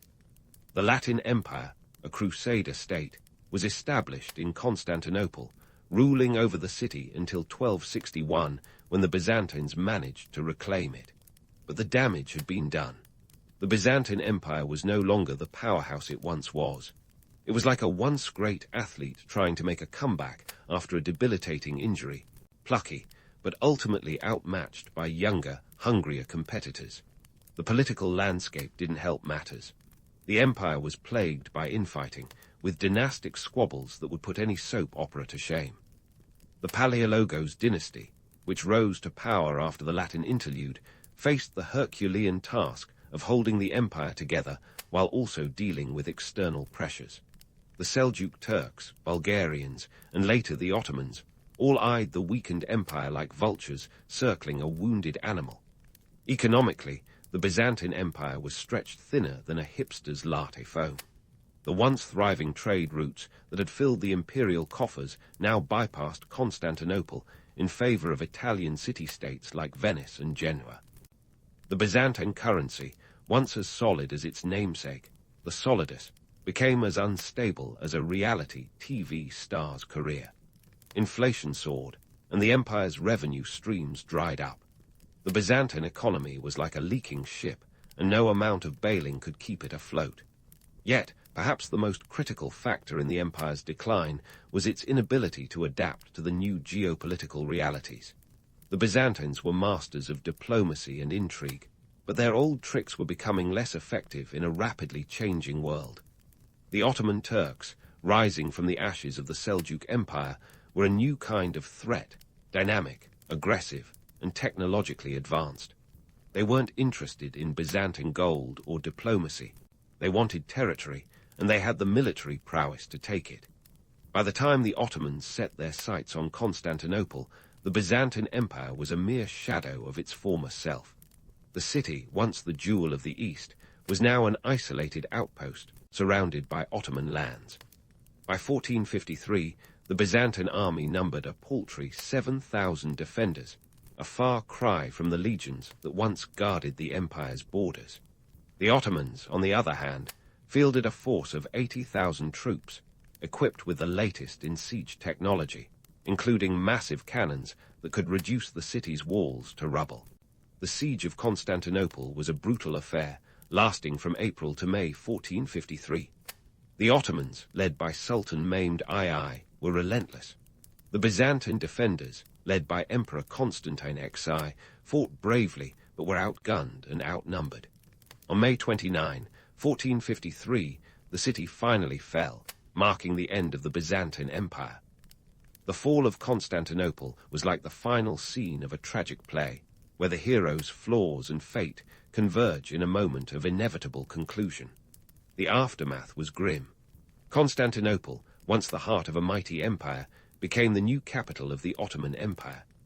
The Hagia Sophia, that architectural marvel and symbol of Byzantine spiritual and political power, was converted into a mosque, a move that symbolized the shift in power from the Byzantines to the Ottomans. The Byzantine Empire, which had weathered so many storms, finally met its end, not with a whimper, but with the thunder of cannon fire and the clash of swords. So, what can we learn from the Byzantine Empire's decline? It's a tale as old as time, a reminder that even the mightiest empires can fall victim to hubris, complacency, and the relentless march of change. The Byzantines were brilliant, adaptable, and resilient, but in the end, they were outmaneuvered by forces beyond their control. The empire's story is a mosaic of triumphs and tragedies, a testament to human ambition and folly. And while the Byzantine Empire may have fallen, its legacy endures, echoing through the corridors of history and reminding us of the impermanence of power. As the dust of history settles, the Byzantine Empire's legacy looms larger than life, casting long shadows and raising questions that still intrigue us today. It's easy to get swept up in the myths of its grandeur, the glittering mosaics, the soaring domes of the Hagia Sophia, the legendary wealth of Constantinople. But peel back the gilded veneer, and you find a gritty reality filled with political intrigue, economic strife, and a constant battle for survival. The Byzantines were masters of reinvention, yet even their 1,000-year run had an expiry date, proving that not even the most enduring empires are immune to the ravages of time and circumstance. Let's talk about one of the empire's proudest legacies, the preservation of classical knowledge. The Byzantines were like the world's most diligent librarians, clutching ancient Greek and Roman texts as if they were the last tickets to the knowledge party. When Western Europe was fumbling through the Dark Ages, the Byzantines were hosting a renaissance of their own, safeguarding works by Homer, Plato, and Aristotle. Scholars in Constantinople copied texts with the fervor of a modern-day book club on a caffeine high, ensuring that these intellectual treasures survived the ages. Without their efforts, many of these texts might have been lost to the annals of time, much like my New Year's resolutions. But before we don our rose-tinted glasses, let's not forget the gritty economic context swirling around this scholarly illumination. The Byzantine economy was a Byzantine puzzle in its own right. Sure, Constantinople was a bustling hub of trade, but it was also a city weighed down by heavy taxation and constant military expenses. The empire's treasury often resembled a leaky bucket, with emperors plugging holes wherever they could. And while scholars were busy copying manuscripts, the peasants were toiling away to keep the imperial machine running, a reminder that cultural achievements often ride on the backs of those laboring in the fields. Then there's the matter of Orthodox Christianity, a spiritual heritage that remains a cornerstone of the Byzantine legacy. The Byzantines didn't just practice their faith, they defined it. Think of them as the original brand managers of Christianity, shaping doctrines and rituals with the precision of a master sculptor. The Great Schism of 1054, which split the Christian world into Eastern Orthodoxy and Roman Catholicism, was as much a Byzantine affair as it was a papal one. The Byzantines' theological debates were legendary, often heated enough to make a modern-day Twitter feud seem like a polite tea party. But again, let's not get carried away with the romance. The Byzantine Church was also a hotbed of political maneuvering and power struggles. Emperors wielded religious authority like a double-edged sword, using it to consolidate power and crush dissent. The Church was both a spiritual haven and a political battlefield, where bishops and patriarchs jostled for influence like contestants on a Byzantine game show. And while the faithful flocked to churches adorned with gold and frescoes, the reality was that religion was as much about power as it was about piety. Speaking of power, the Byzantine impact on modern geopolitics is a tale of influence both subtle and profound. The empire's strategic location at the crossroads of Europe and Asia made it a linchpin of medieval diplomacy. Its complex web of alliances, treaties, and rivalries set the stage for centuries of geopolitical chess matches. The Byzantines were the original diplomats, spinning webs of intrigue with the finesse of a spider on espresso. Their legacy endures in the very fabric of international relations, a testament to their knack for navigating the treacherous currents of global politics. Yet, for all their diplomatic prowess, the Byzantines were not immune to the forces of history. The rise of the Ottomans was a seismic shift, one that reshaped the geopolitical landscape in ways that still echo today. The fall of Constantinople in 1453 was not just the end of an empire. It was the dawn of a new era, signaling the rise of the Ottoman Empire and the beginning of a new chapter in European history.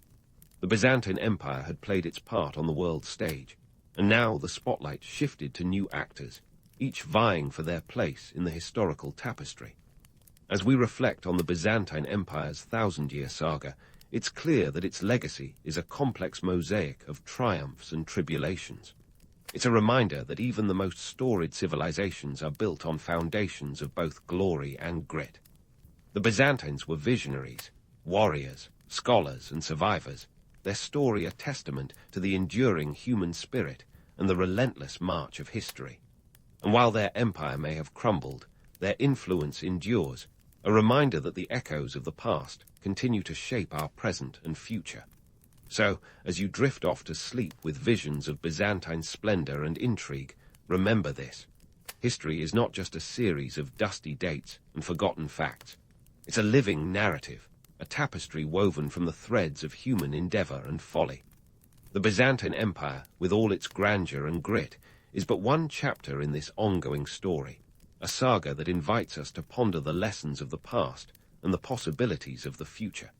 And if there's one takeaway from the Byzantine experience, it's this: no empire, no matter how grand, is immune to the tides of time.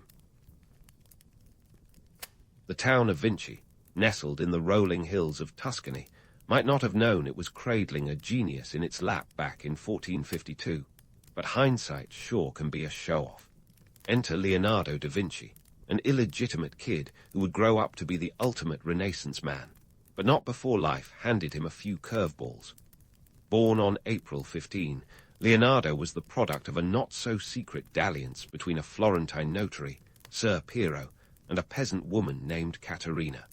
Talk about starting life with a plot twist, an unwed mother and a father who, while somewhat present, was more concerned with maintaining appearances than playing catch.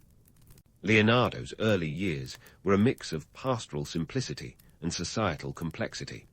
Let's not romanticize this too much. Being illegitimate in 15th century Italy was like being handed a permanent backstage pass. You got to see the action, but you weren't really part of the show. Yet this outsider status might have been Leonardo's secret sauce, granting him a unique perspective free from the constraints of noble expectations. He grew up with a foot in both the rustic world of Vinci and the bustling, art-filled streets of Florence. It was like living in a Netflix drama where he'd be milking cows in the morning and contemplating the curvature of the earth by nightfall. By the time he was a teenager, Leonardo had already shown that he was more than just a farm boy with a sharp mind. His father, recognizing the boy's prowess with a paintbrush, managed to pull a few strings and got him an apprenticeship with Andrea del Verrocchio in Florence. Now, Verrocchio wasn't just any artist. He was the Renaissance equivalent of a rock star, and his workshop was a hub of creativity. Imagine a bustling studio filled with young artists, all trying to make their mark while navigating the era's cutthroat art scene. It was here that Leonardo honed his skills, learning the ropes of painting, sculpture, and engineering. Now, let's dive into one of my favorite stories, the infamous angel incident. One day, Verrocchio was working on a painting called The Baptism of Christ, and he tasked young Leonardo with painting an angel. And oh boy, did Leonardo deliver. The angel he painted was so ethereal, so otherworldly, that it made the rest of the painting look like a child's doodle. Legend has it that when Verrocchio saw Leonardo's angel, he was so blown away by its beauty that he swore off painting for good, deciding instead to focus on sculpture. Now, whether Verrocchio actually threw down his brush and walked away is up for debate, but it's a story that beautifully captures the raw talent Leonardo possessed, even as a teenager. But let's not get too carried away with the romance of it all. The idea of a master artist being so intimidated by his apprentice that he quit painting is certainly dramatic, but it's also a reminder of the competitive nature of the Renaissance art world. Verrocchio wasn't just throwing in the towel, he was making a savvy career move. Sculpture was becoming all the rage, and by shifting his focus, Verrocchio stayed relevant. Meanwhile, Leonardo just kept on painting angels, both literal and metaphorical, throughout his life. Beyond the art, Leonardo's time in Verrocchio's workshop exposed him to the intersection of science and creativity. He wasn't content with just making things look pretty. He wanted to understand why they look that way. This curiosity would drive him to dissect human bodies, study the flight of birds, and sketch out ideas for flying machines centuries before the Wright brothers took to the skies. The apprenticeship might have been the spark, but Leonardo's relentless questioning was the fuel. Fast forward a few years, and Leonardo is out on his own, a free agent in the bustling metropolis of Florence. He's still that illegitimate kid from Vinci, but now he's also a name to be reckoned with, a painter, an engineer, a thinker. The world was his oyster, even if sometimes it was more like a clam, stubbornly shut against new ideas. Yet Leonardo had a knack for prying open those clams, revealing the pearls within. So, as we wrap up this chapter of Leonardo's life, it's clear that his early years were more than just a prelude. They were a foundation. From his questionable birthright to his transformative apprenticeship, every experience shaped him into the multifaceted genius the world would come to know and love. And while the tales of angels and rivalries make for great storytelling, they also serve as a reminder that behind every legend is a very human story, complete with its own set of challenges and triumphs. Leonardo da Vinci might have been born under unconventional circumstances, but he turned that unconventionality into his greatest asset, paving the way for a life that was anything but ordinary. The stage was set for Leonardo's next act, and it was going to be a grand one. Enter Ludovico Sforza, the Duke of Milan, who was both a patron and a political animal, as well as a man who knew how to throw a decent party. By the late 1480s, Leonardo had packed his bags and swapped the bustling streets of Florence for the intrigue-filled halls of Milan. The move wasn't just to escape the Florentine art scene's cutthroat vibe. It was a strategic leap to a city that was the Silicon Valley of its day, a hub of invention, commerce, and yes, a fair bit of skullduggery. Under Ludovico's patronage, Leonardo wasn't just another artist. He was a polymathic powerhouse, flexing his creative muscles across multiple disciplines. But let's talk about the piece de resistance of his Milanese period, The Last Supper. Commissioned by Ludovico for the refectory of the convent of Santa Maria del Grazie, Leonardo set about transforming a simple wall into a stage for one of history's most famous dinner parties. The scene captures the drama of the moment Jesus announces he's about to be betrayed, sending shockwaves through the apostles. But here's the kicker. Leonardo decided to paint it using a technique that was about as stable as a house of cards in a hurricane. Instead of fresco, which involves applying paint to wet plaster, he opted for tempera on dry plaster. Why did he take such a risky gamble?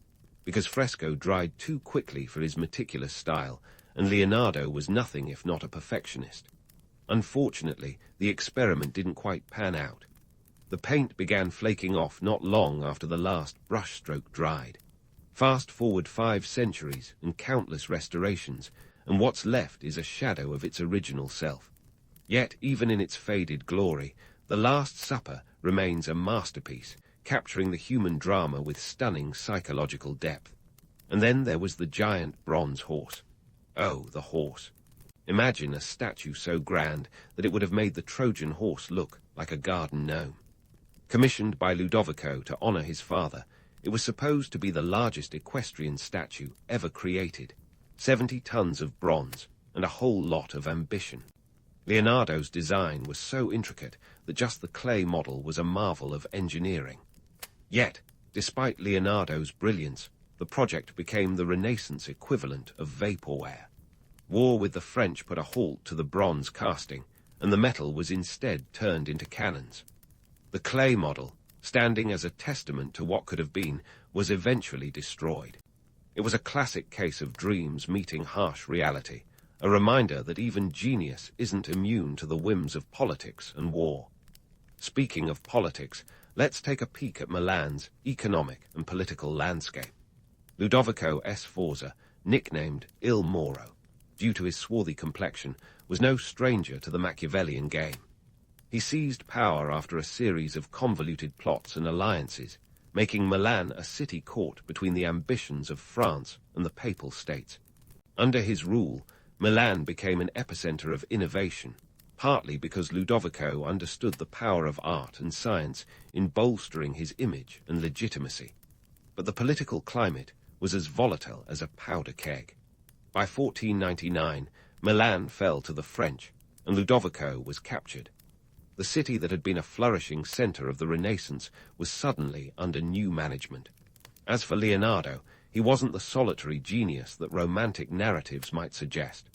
Sure, his notebooks are filled with breathtaking sketches and brilliant insights, but behind those pages were teams of assistants, collaborators, and patrons, each playing a part in the creation of his masterpieces. The Renaissance was a team sport, and Leonardo was both the star player and the coach. So let's debunk the myth of the artist as a lonely genius, toiling away in isolation. Leonardo was deeply integrated into the social and economic fabric of Milan. He mingled with mathematicians, engineers, and philosophers, drawing inspiration from their ideas and contributing his own. He was a man of his time, thriving in an environment that valued interdisciplinary innovation. The romantic image of the artist laboring alone in a garret doesn't hold up. In truth, the Renaissance was more like a rollicking workshop of ideas, with Leonardo at its bustling center. In Milan, Leonardo's genius was both celebrated and challenged, tested against the backdrop of political upheaval and economic ambition. His works from this period reflect not just the triumphs of an artist, but the complex interplay of creativity, power, and circumstance. As we continue to unravel the story of Leonardo da Vinci, remember that behind every masterpiece is a tapestry of history, woven with threads of ambition, opportunity, and the inexorable march of time. As the dust settled on Milan's political upheaval, Leonardo da Vinci found himself packing up his brushes and notebooks, heading back to the vibrant chaos of Florence. It was 1500, and the city was a hotbed of artistic rivalry, intellectual ferment, and of course, the occasional street brawl. Leonardo, now in his late 40s, was returning as a seasoned maestro, but Florence had a new darling, a young sculptor named Michelangelo Buonarroti. Spoiler alert, their relationship was less bromance and more frenemies. Let's address the elephant in the room, or should I say the battle. The Battle of Anghiari was supposed to be Leonardo's triumphant return to Florentine glory. Commissioned to paint a massive fresco in the Palazzo Vecchio, he was set to face off against Michelangelo, who was tackling the Battle of Cassina on the opposite wall. It was the Renaissance version of a UFC fight, but with more pigments and fewer punches. Leonardo's task was to capture the chaos and fury of a historic battle fought in 1440, where Florentine forces bested Milanese troops. Perfect, right? A chance to flex his anatomical and dynamic composition skills. But here, that's where things veer off script. Leonardo, ever the experimentalist, decided to use a technique called encaustic painting, involving wax and heat, a decision about as stable as a Jenga tower in an earthquake. Picture this: Leonardo, up on scaffolding, wielding a giant brazier to melt wax onto the wall. What could possibly go wrong? Well, the wax didn't quite adhere, and the fresco began to drip like a Dali clock in a heat wave. Meanwhile, Michelangelo, ever the overachiever, didn't even start his fresco. He was too busy chiseling away at David, his marble masterpiece, which arguably stole the show before the paint even dried, or didn't, in Leonardo's case. Ah, the rivalry. Leonardo, with his flowing locks and elegant robes, was the epitome of Renaissance sophistication. Michelangelo, on the other hand, was a rugged, no-nonsense sculptor, often seen covered in marble dust. It was like a clash between a rock star and a rock cutter. Their competition was less about painting battles and more about battling egos. Michelangelo famously called Leonardo out for not casting his bronze horse in Milan, questioning his engineering prowess. Ouch, but Leonardo had his retorts, mocking Michelangelo's lack of education. It was Renaissance shade at its finest. Beyond the art world drama, Leonardo was also delving deep into the mysteries of the human body. Dissection was his jam, and he wasn't squeamish about getting his hands dirty, literally. In fact, Leonardo's anatomical studies were groundbreaking, with over 240 detailed drawings and notes that could rival any modern textbook. He dissected around 30 human corpses, a practice that was both revolutionary and, let's face it, a bit morbid. But through this macabre hobby, he discovered the heart's true function as a pump, and his drawings of the human spine were so precise, they left little room for improvement. Now, let's talk about those supposed inventions. Leonardo's notebooks are filled with sketches of flying machines, scuba gear, and even a precursor to the tank. It's tempting to crown him the father of flight, but let's not jump the gun. While his ornithopter designs showed immense creativity, they weren't exactly practical. The man was drawing contraptions that looked fantastic on paper, but would probably nosedive faster than you can say Icarus. His underwater diving suit, designed for sneaky naval attacks, was ingenious but never built. It's a myth that he invented the helicopter or submarine as we know them today. He was more of a visionary sketch artist than an inventor with actual prototypes. Leonardo's engineering endeavors were equally ambitious and occasionally comical. He designed bridges that could be assembled in record time and war machines that were more Rube Goldberg than practical warfare. His obsession with perpetual motion machines was a classic case of wishful thinking, an idea that defies the laws of physics, but hey, dream big or go home, right? His attempts to square the circle, a mathematical impossibility, showed his relentless pursuit of perfection, even if it meant chasing rainbows. But here's the kicker. Despite these so-called failures, Leonardo's relentless curiosity and willingness to experiment were his true legacies. He wasn't just trying to invent things. He was trying to understand the world, and that's what made him a genius. His sketches and ideas laid the groundwork for future innovations, even if they didn't always hit the mark in his lifetime. Back in Florence, the economic landscape was as colorful as the frescoes that adorned its walls. The Medici family was back in power, and banking was the name of the game. Florence was a city built on commerce, with wool and silk driving the economy. But it was also a place where art and science were seen as investments, not just luxuries. Wealthy patrons like the Medici understood the power of art in projecting status and influence. Leonardo was both a beneficiary and a pawn in this game, navigating the complex dance of patronage and politics. While Florence bustled with commerce and creativity, Leonardo's mind was a whirlwind of ideas, none too small or too grand to pursue. He was sketching plans for a city with improved sanitation and transportation, a Renaissance urban planner ahead of his time. But as with many of his projects, these ideas remained in his notebooks, brilliant yet unrealized dreams. As Leonardo continued to juggle art, science, and engineering, he also grappled with the limitations of the era. Resources were scarce, and the Renaissance was still a time when alchemy and astrology were given as much credence as astronomy and anatomy. It was a world on the cusp of change, with Leonardo standing at the intersection, pushing boundaries while being held back by the constraints of his time. Despite the setbacks, Leonardo's return to Florence was anything but a footnote. His works and ideas, whether completed or not, fueled the fires of Renaissance innovation, leaving a legacy that transcended the failures and rivalries of his day. As we leave Leonardo in the throes of Florentine intrigue and genius, remember that his story is far from over. The next chapter awaits, with new adventures and challenges that would continue to shape the legend of the man who saw the world not just as it was, but as it could be. As Leonardo da Vinci navigated the bustling streets of Florence, his mind was already plotting his next big move, Rome. By 1513, at the ripe age of 61, Leonardo packed up his paints, brushes, and bundles of those infamous notebooks and headed for the Eternal City. Rome was the new playground for artists, a city where the Renaissance was strutting its stuff with the swagger of a catwalk model. The papacy was commissioning works left and right, and the art scene was a frenzy of frescoes and fervor. But for Leonardo, this wasn't just a case of keeping up with the Medicis. He was looking for something more than a paint-by-numbers gig.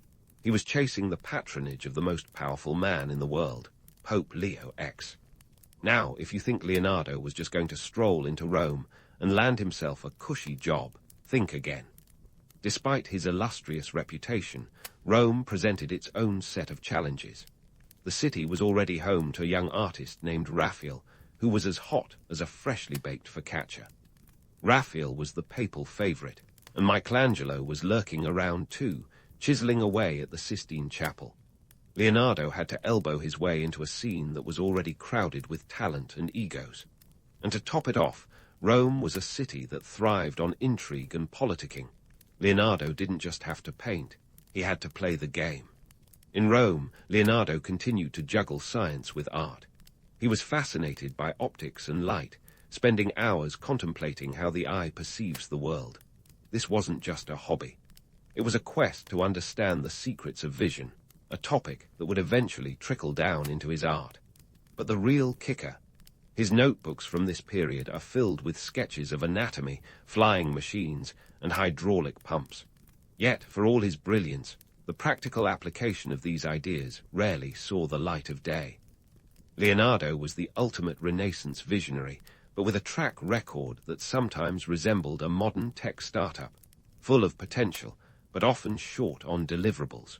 Speaking of deliverables, let's talk about those flying machines. Leonardo's sketches included everything from ornithopters with flapping wings to proto-helicopters with corkscrew propellers. The man was obsessed with flight, but his inventions were more blue-sky thinking than ready for takeoff. Sure, they looked impressive on paper, but none of them ever got airborne. His designs didn't quite stick the landing in practical terms, but they captured the imagination of engineers for generations to come. It's a myth that Leonardo ever built a working flying machine, but his ideas planted seeds that would eventually lead to the Wright brothers' first flight centuries later. In 1516, Leonardo's restless spirit led him to France, where he was invited by King Francis. I picture this. A French king who was a Renaissance fanboy, eager to have the legendary Leonardo at his court. Francis was the poster child for Renaissance patronage, seeing art as a means to showcase his power and prestige. For Leonardo, it was an opportunity to escape the political tensions of Italy and enjoy the patronage of a monarch who actually appreciated his genius. Francis even gave Leonardo the Château du Clos-Lucé, a grand residence near the king's own palace, where he could tinker away in peace. While in France, Leonardo continued to sketch, experiment, and teach. He brought with him 3 of his favorite paintings, including the Mona Lisa, which he kept tinkering with until his final days. But here's the twist. Leonardo's time in France was less about creating new masterpieces and more about reflection and refinement. He was a mentor to young artists and engineers, sharing his knowledge and fueling the fires of innovation.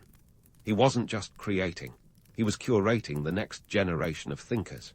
Leonardo's final years in France were marked by both tranquility and frustration. He was revered by the French court, yet his health was deteriorating. A paralyzed right arm curtailed his ability to paint, but it didn't stop him from dreaming. His notebooks from this period reveal a mind still teeming with ideas, from intricate designs for water lifts to sketches of ideal cities. But again, many of these projects remained unfinished, more evidence that even a genius couldn't escape the harsh realities of time and circumstance. Let's pause here to address the myth of Leonardo as a universal genius. Sure, he was a polymath, but the idea that he mastered every field is a bit of Renaissance hyperbole. Leonardo was brilliant, no doubt, but he was also a man with his fair share of unfinished business. Those notebooks, they're a treasure trove of ideas, but many of them were theoretical musings rather than actionable blueprints. Leonardo's genius lay in his insatiable curiosity and his ability to see connections where others saw none. It wasn't about finishing every project. It was about pushing the boundaries of human knowledge and imagination. Economically speaking, Leonardo's time in France was cushy compared to the political roller coasters of Italy. King Francis wasn't just a patron. He was a benefactor who ensured Leonardo lived comfortably, a stark contrast to the sometimes hand-to-mouth existence he experienced in Italy. But even in this more stable environment, Leonardo's work was often conceptual, leaving us to wonder what could have been if he'd had the resources and technology to realize his visions. In 1519, Leonardo da Vinci died at the Château du Clos-Lucé. He was 67, an age that was considered venerable at the time. Legend has it that King Francis was at his bedside, cradling Leonardo's head as he passed, a romantic image that, while touching, is likely more fiction than fact. What is certain is that Leonardo left behind a legacy that transcended art and science. His life was a testament to the power of curiosity, a reminder that it's not just about what you finish, but what you start. So let's debunk another myth. Leonardo wasn't just a solitary genius. He was part of a vibrant community of thinkers, artists, and patrons who collectively pushed the Renaissance forward. His story is one of collaboration as much as individual brilliance. And as we look back on his life, it's clear that the real genius of Leonardo da Vinci was his ability to inspire others to dream bigger, think harder, and see the world not just as it is, but as it could be. As we wrap up this chapter of Leonardo's journey, remember that the Renaissance wasn't just a backdrop for his life. It was a stage he helped build. The curtain may have fallen on Leonardo's earthly existence, but his ideas continue to resonate, echoing through the halls of science, art, and imagination.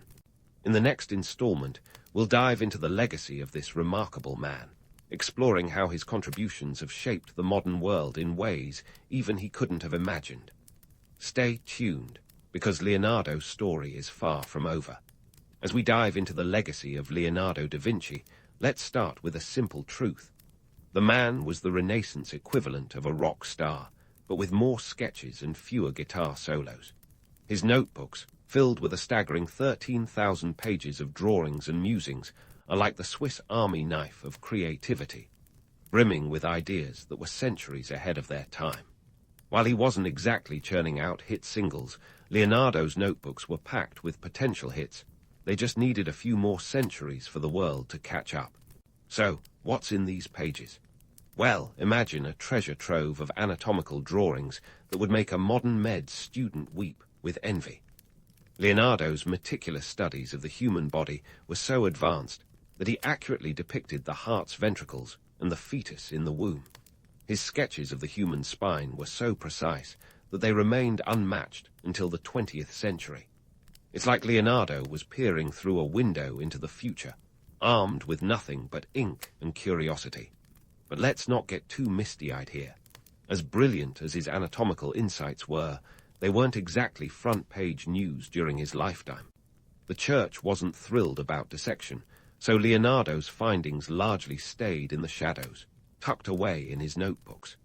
It's a classic case of being ahead of your time, and not in the cool before it was cool way, but more in the nobody gets it yet way. The real kicker. Many of his sketches and notes were lost for centuries, only to resurface and revolutionize fields like anatomy, engineering, and even hydrodynamics. Now, let's talk about his impact on art. Leonardo didn't just paint. He transformed the canvas into a window of psychological depth and realism. Take the Mona Lisa, for instance, with her enigmatic smile and that gaze that follows you around the room like a curious cat. It's not just a painting. It's a study in human emotion, and it set the standard for portraiture. But here's the twist. The Mona Lisa wasn't even famous until the 19th century. It took a little theft in 1911 to catapult her to stardom, when an Italian handyman swiped her from the Louvre, claiming she belonged in Italy. Spoiler alert. She was found 2 years later, and the rest is art history. Leonardo's technique of sfumato, that soft blending of colors and tones, was revolutionary. He made shadows dance and light sing, giving his subjects a lifelike presence that was nothing short of magical. Yet despite these triumphs, Leonardo was notorious for leaving works unfinished. The Adoration of the Magi, never completed. The Battle of Anghiari, lost to history, save for sketches. It's as if Leonardo was a master chef who left the kitchen before the soufflé was fully baked, his mind already on the next dish, or perhaps the design of a newfangled oven. The reality of Leonardo's life was a series of starts without finishes, a collection of projects that were brilliant but often abandoned. It's easy to romanticize the image of the solitary genius, but Leonardo's brilliance was both a blessing and a curse. He was a man who saw endless possibilities, yet lived in a world with finite resources. His dreams were boundless, but his lifetime wasn't. And then there's the economic context. Leonardo's work wasn't just about art for art's sake. It was deeply intertwined with the patrons who funded it. From the Medicis in Florence to the Sforzas in Milan, and finally King Francis I in France, Leonardo's career was a testament to the power of patronage. He navigated the complex web of politics and economics like a maestro, securing commissions that allowed him to explore his myriad interests. But let's be real, patronage was a double-edged sword. It provided financial security, but also came with strings attached, like a Netflix subscription that requires you to watch their original content. Leonardo had to balance creative freedom with the demands of his patrons, a tightrope act that often left projects half-finished. Leonardo's impact on science is equally profound. His studies of flight, for example, didn't lead to a working aircraft, but they laid the groundwork for the future pioneers of aviation. His sketches of a helicopter-like contraption might not have soared, but they inspired generations of inventors to reach for the skies. And let's not forget his work on hydraulics and mechanics, which influenced the development of engineering principles that are still in use today. Leonardo was like a human prototype machine, testing ideas that others would build upon and refine. But enough with the applause. Let's pull back the curtain a bit. The romanticized image of Leonardo as the solitary genius is more fiction than fact. He was surrounded by a bustling community of thinkers, artists, and patrons, each contributing to the vibrant tapestry of the Renaissance. Leonardo wasn't just a lone wolf. He was part of a pack that hunted for knowledge and innovation. It was a collaborative spirit that defined the era, and Leonardo was both a leader and a participant. His notebooks, while filled with individual brilliance, are also a testament to the collective genius of his time. As we wrap up this exploration of Leonardo's legacy, it's clear that his story is as complex as his inventions. He was a man who dared to dream bigger than his era allowed, an artist and scientist who saw the world not just as it was, but as it could be. His unfinished ventures are not failures, but rather seeds of inspiration, scattered across the fields of art and science, waiting to take root in the minds of future generations. Leonardo da Vinci's life was a mosaic of brilliance and imperfection, a testament to the power of curiosity and the relentless pursuit of knowledge. His legacy isn't just in the masterpieces he completed, but in the ideas he sparked, the questions he asked, and the boundaries he pushed. As we close the book on Leonardo's life, we are left with a portrait of a man who, despite the constraints of his time, dared to reach for the stars, and in doing so, encouraged others to follow. In the end, Leonardo's genius was not in his ability to finish, but in his courage to begin. He showed us that true innovation lies in the questions we ask and the dreams we dare to chase. So, as you drift off to sleep tonight, remember that the world is a canvas, and like Leonardo, we are all artists, sketching our dreams upon it. Who knows? Maybe tomorrow's dream will become the next great masterpiece. High in the Andes, where the air is thin and the llamas are pretty much the only traffic jam you'll encounter, the Incas pulled off a feat that still makes modern engineers scratch their heads. The Inca Empire, which at its peak in the early 16th century stretched over 2,500 miles along the western side of South America, managed to construct architectural wonders without the benefit of modern technology.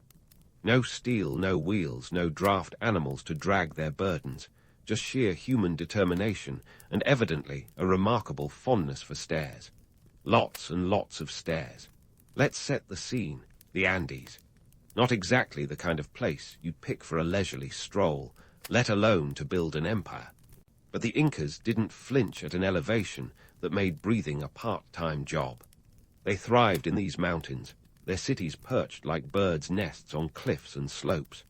Take Machu Picchu, for instance, which sits at about 7,970 feet above sea level. That's higher than the tallest peak in the United Kingdom. If you're thinking this sounds like a logistical nightmare, you're not wrong. But for the Incas, it was home turf. The Incas' secret weapon was their ability to adapt to their environment in ways that seem almost superhuman. Their architecture was practically a love letter to the mountains, with structures designed to withstand earthquakes that would send lesser buildings tumbling.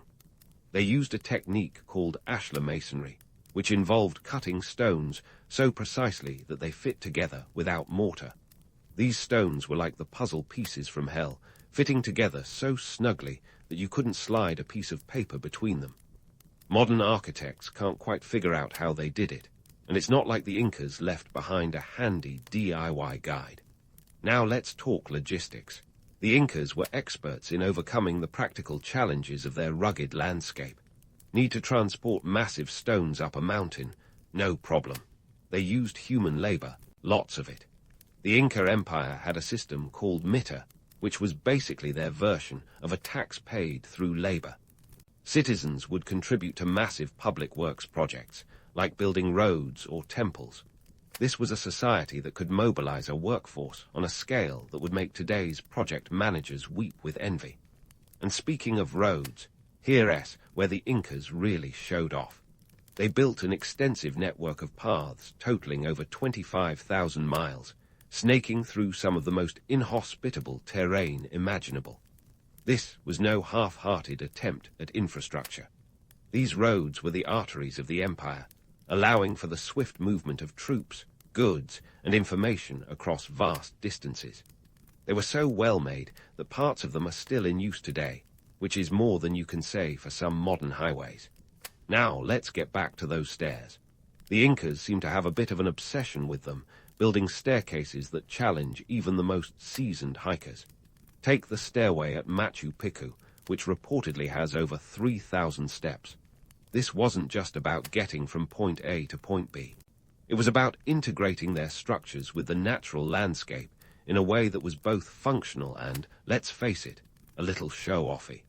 It's as if they looked at the mountains and thought, "You call that steep? Hold my chicha." But while the grandeur of Inca architecture captivates the imagination, it's essential to remember that these achievements didn't come without cost. The empire's success was built on the back of a tightly controlled society where the needs of the state often overshadowed individual freedoms. The mita system, while effective, was essentially forced labor, and those who didn't comply faced severe consequences. It's a reminder that the glittering narratives of history often have a darker underbelly. So, as we marvel at the Incas' architectural prowess, it's worth asking ourselves why they went to such lengths to build in such an inhospitable place. Was it sheer necessity, or was there a deeper connection to the land that drove them to sculpt these mountains into something livable?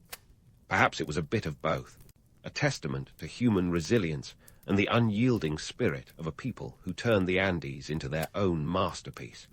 And as we dig deeper into their world, we'll continue to find that the Incas were not just builders of cities, but shapers of an empire that defied both nature and time. While the Incas may have turned the Andes into their own version of architectural heaven, it wasn't all sunshine and rainbows, or whatever the Andean equivalent might be. Let's dive into Machu Picchu, the crown jewel of Inca ingenuity, and a site that has become the backdrop for every traveler's profile picture. This isn't just another pretty place. It's a marvel of engineering that screams, "Look what we can do with some stones and a mountain." First off, let's talk about the stonework that makes modern-day stonemasons cry themselves to sleep. Machu Picchu's ashlar masonry is the stuff of legend. These stones fit together so tightly, it's like they were cut by a laser beam from the future. No mortar needed. This precision wasn't just for show. It was a practical response to an environment that shakes like a maraca during an earthquake. Thanks to this technique, the walls of Machu Picchu have withstood centuries of seismic activity without crumbling into a picturesque ruin. Now here's where things get juicy. For a long time, people thought Machu Picchu was a lost city. Blame Hiram Bingham for this romantic notion. He was the Yale professor who discovered the site in 1911, although locals were likely rolling their eyes and wondering where this gringo had been. Bingham dubbed it the lost city of the Incas, and the name stuck like gum on a shoe. But Machu Picchu was never really lost, just forgotten by history until it was ready for its Instagram debut. So, what was Machu Picchu's actual purpose? Theories abound, ranging from it being a royal estate for the Inca Emperor Pachacuti to a religious site, or even an astronomical observatory. Some scholars argue it was a bit of everything, like the Swiss Army knife of ancient cities. But let's not get too carried away with mystical interpretations. At its core, Machu Picchu was a showcase of power and might, a testament to the Incas' ability to conquer not just people, but the very land itself. Speaking of conquering, let's address the back-breaking labor that went into building this architectural masterpiece. It's easy to get swept up in the romanticism of ancient engineering marvels, but the reality was far from glamorous. The construction of Machu Picchu required an army of laborers, thousands of them. They dragged massive stones up steep slopes using sheer human force, likely cursing every step of the way. We're talking about an empire that had no wheels and no beasts of burden. It was human sweat and toil all the way. The economic cost of such an endeavor would be mind-boggling by today's standards. The labor tax system, or MITA, ensured a steady supply of workers, but it also meant that the empire's success was built on the backs of ordinary people. This was a society where your civic duty wasn't just voting or paying taxes. It was hauling stones up a mountain. It's a reminder that the glories of empire often rest on the shoulders of those who never got to enjoy the view from the top. As we stroll through Machu Picchu's terraces and temples, it's tempting to imagine a utopian society where everyone was happy to contribute to the greater good. But let's be real. This was as much about control and power as it was about community. The Incas were masters of logistics and organization, but their empire was as much about domination as it was about dazzling construction projects. The MITA system was both an economic necessity and a tool of imperial control, ensuring that the state could mobilize its resources effectively. Yet, despite the harsh truths, there's no denying the allure of Machu Picchu. It's a place that captures the imagination, a testament to human ingenuity and determination in the face of seemingly insurmountable odds. It's a reminder that the Incas were not just architects of stone, but architects of an entire way of life that defied the limitations of their environment. As we continue to unravel the mysteries of Machu Picchu, we find that the site is as much about the questions it raises as the answers it provides. Why did the Incas choose such an isolated location? What drove them to create such an awe-inspiring monument? And what can we learn from their triumphs and their struggles? As we dig deeper into the stones of Machu Picchu, we uncover more than just the physical remnants of a bygone era. We discover a story of resilience, ambition, and a bit of that good old human stubbornness that refuses to yield to nature's challenges. The Incas may not have left behind a roadmap for their architectural secrets, but their legacy continues to inspire and mystify us. And as we ponder the myths and truths of this iconic site, we're reminded that history is not just about what was, but about what might have been, and what still can be. As we shift our gaze from Machu Picchu's misty terraces to Cusco, the heartbeat of the Inca Empire, let's set the stage for a city that was the political, spiritual, and literal center of their world. Cusco was no ordinary city. It was the navel of the earth, or Cusco, as the Incas called it. Forget the chaotic sprawl that most cities boast today. Cusco was a masterclass in urban planning that would make even modern urban developers clutch their blueprints. Cusco was designed to resemble a puma, a creature revered in Incan culture for its strength and agility. And let's be honest, what's cooler than living in a city that doubles as a giant cat? Its layout was anything but random. It was a deliberate, strategic masterpiece. Streets and buildings were meticulously aligned with astronomical events, ensuring that sun and shadow played their parts in this celestial drama. The Incas weren't just building a city. They were crafting a cosmic map, with Cusco as the celestial GPS. The city was divided into two main sections, Hanan Cusco, Upper Cusco, and Hurin Cusco, Lower Cusco, reflecting both social hierarchy and cosmic order. Hanan was home to the ruling elite, while Hurin housed the rest. This wasn't just a matter of who got the best views. It was a reflection of the Incas' structured society, where everyone had a place and purpose. And in Cusco, that purpose often revolved around the grand display of imperial power. Now, let's rewind to the 15th century when the architect of this urban marvel, Inca Pachacuti, made his mark. This guy wasn't just an emperor. He was practically a demigod, transforming Cusco from a sleepy town into the bustling epicenter of the Incan universe. Under his rule, Cusco became the empire's glittering jewel, a city that wasn't just lived in, but performed. You see, Cusco wasn't just a place for everyday life. It was a stage for political theater. The city's grand plazas, like the Huque Pata, were arenas for ceremonies that reinforced the Incas' divine right to rule. Think of it as the ultimate PR campaign, where every festival and ritual was a reminder of imperial might and divine favor. When the Inca spoke, the stones of Cusco practically vibrated with reverence. The city was a living, breathing testament to the power of the state. But let's not get too swept up in the grandeur without a reality check. While Cusco's splendor is undeniable, it's easy to overlook the system that made it all possible. At the heart of the empire was an economy that thrived on the principle of reciprocity, or Aini. But let's not sugarcoat it. It was an economy that also relied heavily on the mitre system. This wasn't your run-of-the-mill civic duty. It was a mandatory labor levy that kept the wheels of empire turning. Everyone owed a debt to the state, and whether you were building roads, farming, or crafting fine textiles, your contribution was non-negotiable. So, while we marvel at Cusco's architectural feats, it's worth remembering that each stone was laid by hands bound by duty, not choice. The city's splendor was a testament not only to ingenuity, but to a societal structure that demanded much from its people. These weren't just citizens. They were cogs in an imperial machine, one that operated with precision but little room for dissent. Yet, despite the regimentation, Cusco was undeniably a hub of activity and innovation. The city was a thriving marketplace of ideas, goods, and cultures. Situated at the crossroads of the Incan road network, it was a melting pot where people from across the empire traded not just goods, but stories and traditions. This exchange enriched the city, making it a vibrant tapestry of cultures, a place where the empire's diversity was on full display. But let's not romanticize this too much. While Cusco was a center of commerce and culture, it was also a place of control. The Incas were adept at using architecture as a political tool, with each building serving as a reminder of imperial authority.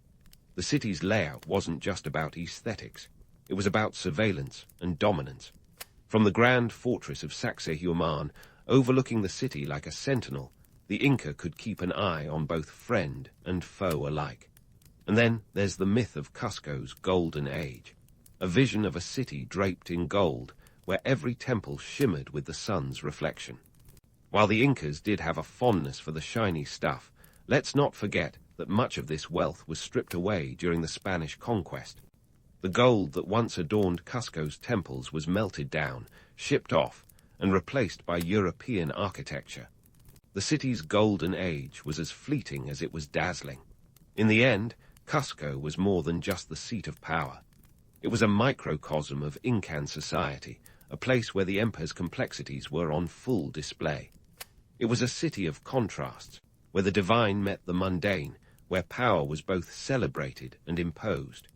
It's a reminder that while the Incas crafted a world of wonder in the Andes, they did so with a keen understanding of both human ambition and the harsh realities of empire. As we continue to explore the intricacies of this remarkable civilization, Cusco stands as a testament to the heights of human achievement and the depths of human ambition. Now, while Cusco sparkled as the heart of the Inca Empire, let's pivot to some of its lesser-known, yet equally jaw-dropping siblings, Sacsayhuaman and Ollantaytambo. These aren't just backup dancers to Cusco's lead act. They're architectural wonders in their own right, with stories that could make even the most stoic historian swoon. First up, Sacsayhuaman, a name that might look like a Scrabble winner, but is actually a fortress that looms over Cusco like an ancient bodyguard. This colossal structure is a testament to the Incas' talent for building things that laugh in the face of gravity. Constructed in the 15th century under the rule of Pachacuti, this site was more than just a pretty face. It was a military juggernaut. Its walls, some stones weighing over 200 tons, were fitted together with that signature Inca precision, without a drop of mortar to hold them in place. And while we're gaping at their engineering genius, it's worth noting that it wasn't just about aesthetics. Those zigzagging walls were designed to deflect attacks, a physical manifestation of strategic brilliance. If you're wondering how they hauled those hefty stones up the hill, well, here's the kicker. They did it with sheer human might.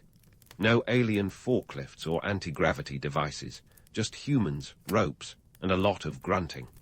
And while some folks still insist on the alien contractor theory, the reality is far more human and, frankly, more impressive. After all, why credit extraterrestrials when you can marvel at the blood, sweat, and tears of ancient engineers who didn't even have the wheel? But Sacsayhuaman wasn't just a fortress. It was a symbol of Inca power and a stage for their grand ceremonies. Imagine it buzzing with activity during the Inti Raymi, the festival of the sun, where the Inca emperor himself would perform rituals to honor the sun god. It was both a military stronghold and a sacred space, a duality that reflects the Incas' ability to blend the practical with the spiritual. It's like having a pentagon that doubles as a cathedral. Talk about multifunctional. Now let's take a detour to Ollantaytambo, another site that might not have the fame of Machu Picchu, but packs a punch in its own right. Nestled in the sacred valley of the Incas, Ollantaytambo was part fortress, part temple, and part terraced farm, a triple threat of Incan construction. Built during the reign of Pachacuti, this site served as both a royal estate and a military stronghold. Its strategic location at the entrance of the Amazon basin made it a key defensive site, a bulwark against invaders and a control point for trade routes. But beyond its strategic importance, Ollantaytambo is an ode to Incan agricultural ingenuity. The terraces, which cascade down the mountainside like an ancient green staircase, were not just a means of farming in steep terrain. They were a sophisticated irrigation system that maximized arable land and controlled water flow, ensuring that crops could thrive despite the fickle Andean climate. It's a reminder that the Incas were as much about feeding their people as they were about fortifying their empire. What's particularly fascinating about Ollantaytambo is its unfinished nature, like a blockbuster movie that never got past the first act. Construction was halted by the Spanish conquest, leaving behind a glimpse into the Incas' ambitious plans. The sight of half-carved stones, abandoned mid-transport, speaks volumes about an empire interrupted. It's like stumbling upon a master artist's sketches and imagining what might have been. But let's not gloss over the human cost. The grandeur of these sites was built on the backs of an army of laborers. The mitre system, while effective, was essentially a draft. Every able-bodied citizen owed their labor to the state. It was the Inca version of a civic duty, but with a lot more heavy lifting and a lot less choice. It's the kind of economic context that's as sobering as it is impressive. And while we're on the topic of myths, let's tackle that alien contractor theory head-on. Sure, it's fun to imagine little green men handing out blueprints for megalithic wonders, but the truth is, human ingenuity doesn't need an extraterrestrial assist.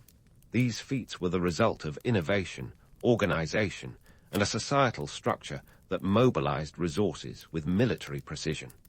The Incas didn't need UFOs. They had an empire of people who believed in the power of collective effort. As we marvel at these sites, it's easy to get swept up in their mystique, and let's be honest, who doesn't love a good legend? But behind the romance lies a reality that's equally gripping. The story of a civilization that pushed the boundaries of what's possible, armed with nothing more than human will and a profound respect for their environment. The Incas turned the Andes into a canvas, painting with stones and terraces, creating a legacy that still captivates us today. So, as we stand in the shadow of Sacsayhuaman's towering walls or tread the terraces of Ollantaytambo, we find ourselves asking not just how they did it, but why. What drove the Incas to such architectural heights? Was it ambition, necessity, or a mix of both? And what does their story tell us about our own?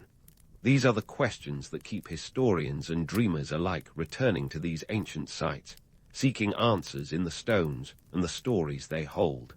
In the grand tapestry of the Inca Empire, Sacsayhuaman and Ollantaytambo are threads that weave together the narrative of a civilization that was as complex as it was captivating. As we continue to explore their legacy, we're reminded that history is not just a series of facts and figures, but a story of human endeavor and the relentless pursuit of the extraordinary. And as we prepare to dive deeper into the remaining chapters of the Inca saga, we can be sure that there are still many secrets left to uncover, hidden in the folds of time and stone. As we continue to unravel the legacy of Inca architecture, the story becomes less about what once was and more about what continues to be. Fast forward to today, and those ancient stones aren't just relics of the past. They're blueprints for the future. Modern architects are still taking notes from the Incas, particularly when it comes to sustainable building practices. The Incas were the original green builders, crafting structures that harmonized with the natural landscape instead of trying to conquer it. In a world grappling with climate change and urban sprawl, that kind of harmony is the holy grail. Techniques like terracing and precise stonework have inspired sustainable architecture movements, proving that sometimes the best innovations are centuries old. But let's not pretend it's all about architectural inspiration. The legacy of Inca architecture is also very much alive in the world of tourism, the ultimate cash cow. Machu Picchu alone draws over 1 million visitors a year, which is a staggering number when you consider the site was never intended to host more than a few hundred people at a time. This influx has its perks and pitfalls. On one hand, tourism provides a substantial economic boost to Peru, contributing over $4 billion annually. On the other, it poses significant challenges in terms of conservation. The very act of preserving these sites can be a double-edged sword. The more we love them, the more we risk loving them to death. And then there are the myths, those irresistible tales that cling to the Inca Empire like barnacles on a ship's hull. These stories are as enduring as they are fanciful, crafted by early explorers and perpetuated by modern media. Hiram Bingham's romanticized notion of Machu Picchu as the lost city still echoes in our collective consciousness, despite the fact that it was never really lost, just overlooked by the pages of Western history books. It's a classic case of a good story overshadowing the truth, which, let's face it, is often less enchanting but far more enlightening. But why are we so drawn to these myths? Perhaps because they offer a convenient escape from the mundane, a chance to believe in something greater than ourselves. Yet, it's crucial to peel back these layers of fantasy to glimpse the harder truths underneath. The Inca Empire was a marvel of human achievement, yes, but also a society built on rigid hierarchies and enforced labor. Their architectural prowess didn't just spring from a desire to create beauty. It was a tool of control and a testament to their ability to mobilize resources with relentless efficiency. The economic context of the Inca architecture is a sobering reminder of the cost of empire building. Imagine an economy where your tax isn't just a percentage of your income, but your labor, as dictated by the mitre system. This wasn't just a means of building roads and temples, it was the backbone of the Incan state. And it's a reality check for anyone tempted to romanticize the past. The splendor of empire often rests on the shoulders of those who toiled without choice. Yet, even as we acknowledge these harsh realities, we can't help but marvel at the Incas' achievements. Their ability to carve cities into mountains and transform landscapes into functional art is nothing short of astonishing. The very stones of Machu Picchu, Sacsayhuaman, and Ollantaytambo are like whispers from the past, telling tales of ingenuity and endurance. They remind us that human creativity knows no bounds, even when faced with the most daunting challenges. Today, the legacy of Inca architecture is as much about the people it draws as the structures themselves. Visitors flock to these sites not just to see them, but to experience a connection to something ancient and enduring. It's a pilgrimage of sorts, a journey back in time that offers insight into a world that was as complex and flawed as our own. And while we may visit these places in search of inspiration, what we often find is a reflection of our humanity in all its brilliance and its imperfections. So, as we wrap up our exploration of Inca architecture, let's leave with this thought. History is a mosaic of fact and fiction, a tapestry woven from both the mundane and the mythical. The legacy of the Inca Empire is not just in its stone walls and terraced fields, but in the stories we tell about them, stories that continue to evolve as we learn more about this remarkable civilization. The Incas may have been the architects of their empire, but we are the architects of their legacy. And as we continue to uncover the truths hidden in their history, we find that the past is not just a distant memory, but a mirror reflecting the possibilities of the present and the potential of the future. Michael King Jr. was born into a world that was anything but ordinary, and not just because the name, Michael King Jr., sounds like the least likely moniker for a future icon of civil rights. Nope, this was a time when the world was trying to climb out of the Great Depression. Swing dancing was the tick-tock of the day, and naming your kid after yourself was evidently all the rage. Born on January 15, 1929, in Atlanta, Georgia, young Michael was named after his father, Michael King Sr. But here's where the plot thickens faster than a southern gravy. In 1934, Michael Sr. took a life-changing trip to Germany, the land of bratwurst and beer steins, where he became inspired by none other than Martin Luther, the Protestant Reformation trailblazer. Talk about an unexpected plot twist. Upon returning home, he made the bold decision to rename both himself and his 5-year-old son, Martin Luther. I mean, it's not every day you come back from a European jaunt and decide to rebrand your family like a startup. But that's exactly what happened, and young Martin Luther King Jr. was officially on his way to making history with a name that would soon echo through the ages. Now, let's talk about young Martin's schooling, which was nothing short of a cheat code in the game of life. By the time most kids were struggling with which crayon color to use, Martin was skipping grades like they were optional. He was admitted to Morehouse College at the ripe old age of 15. Yes, you heard that right, 15.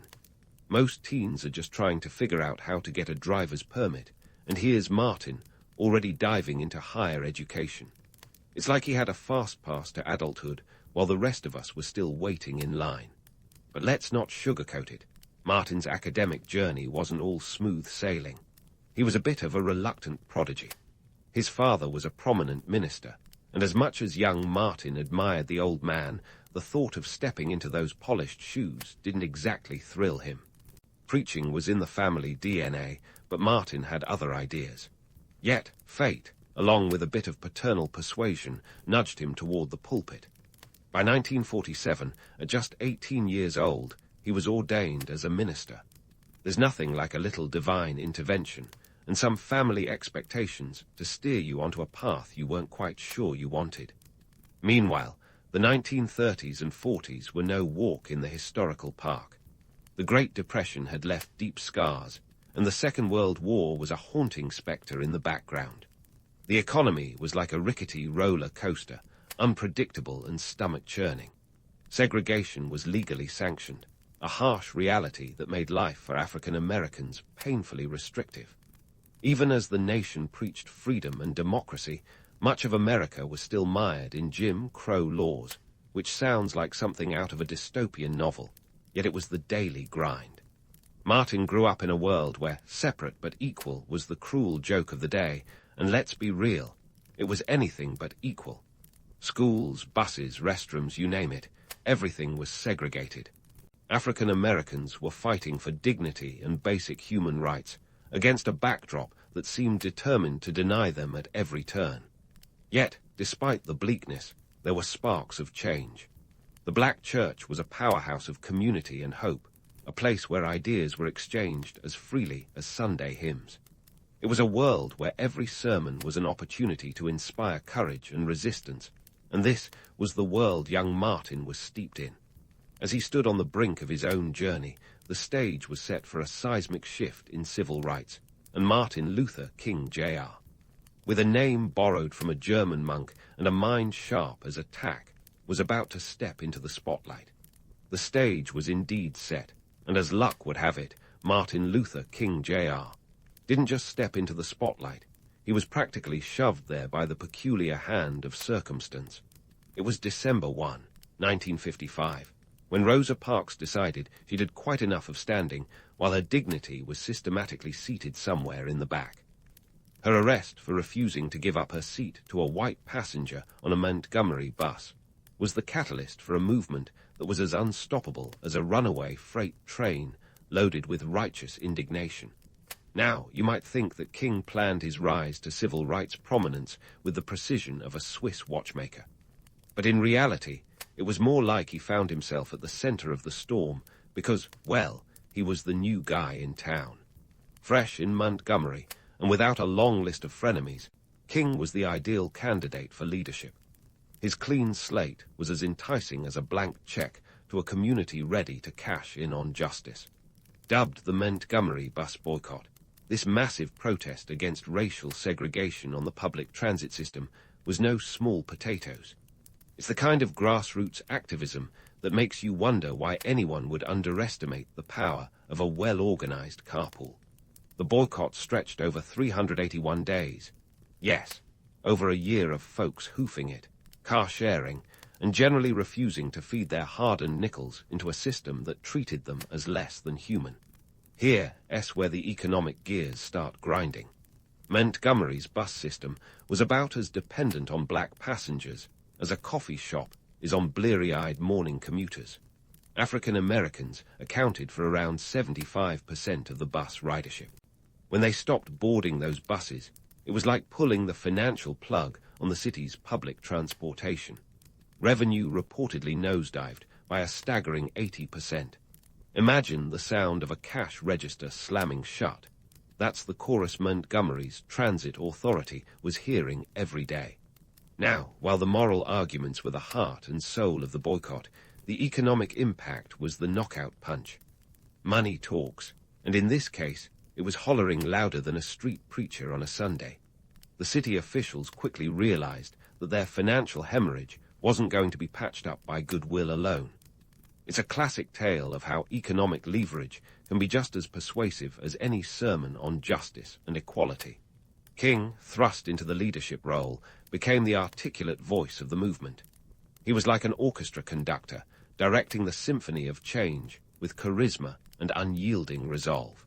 His ability to galvanize the community wasn't just about delivering inspiring speeches, although he did that with more rhythm and conviction than a Baptist choir. It was about strategic thinking and an uncanny knack for turning adversity into opportunity. During the boycott, King faced his fair share of trials. His home was bombed, a not-so-subtle reminder that his enemies were as committed to resistance as he was to change. Yet, instead of cowering, he continued to preach non-violence, a tactic that was as bold as it was controversial. In a world where an eye for an eye seemed like the default setting, King's message of peace was a radical departure. Behind the scenes, there were meetings upon meetings, where plans were hatched, strategies debated, and resilience bolstered. The Montgomery Improvement Association, which led the boycott, was a tight-knit group of dedicated individuals who understood that their power lay in unity. And it wasn't just Montgomery. The boycott sent ripples across the nation, inspiring other cities to take a hard look at their own segregated systems. As the boycott trudged on, the city of Montgomery found itself in a bind tighter than a drum. They tried everything from legal maneuvers to intimidation tactics, but the resolve of the boycotters held firm. What was at stake was more than just a seat on a bus. It was about claiming a rightful place in a society that had long relegated African Americans to the margins. Finally, in a move that seemed more inevitable than surprising, the U.S. Supreme Court stepped in. On November 13, 1956, it ruled that segregation on public buses was unconstitutional. It was a landmark decision, a legal affirmation that the tides of change were indeed turning. By December 20, the boycott officially ended, and Montgomery's buses were integrated. It was a victory that was as sweet as it was hard-won, a testament to the power of collective action. King emerged from the Montgomery bus boycott not just as a leader, but as a symbol of hope and persistence. His role in the boycott catapulted him onto the national stage, where he would continue to fight for civil rights with the same fervor and determination.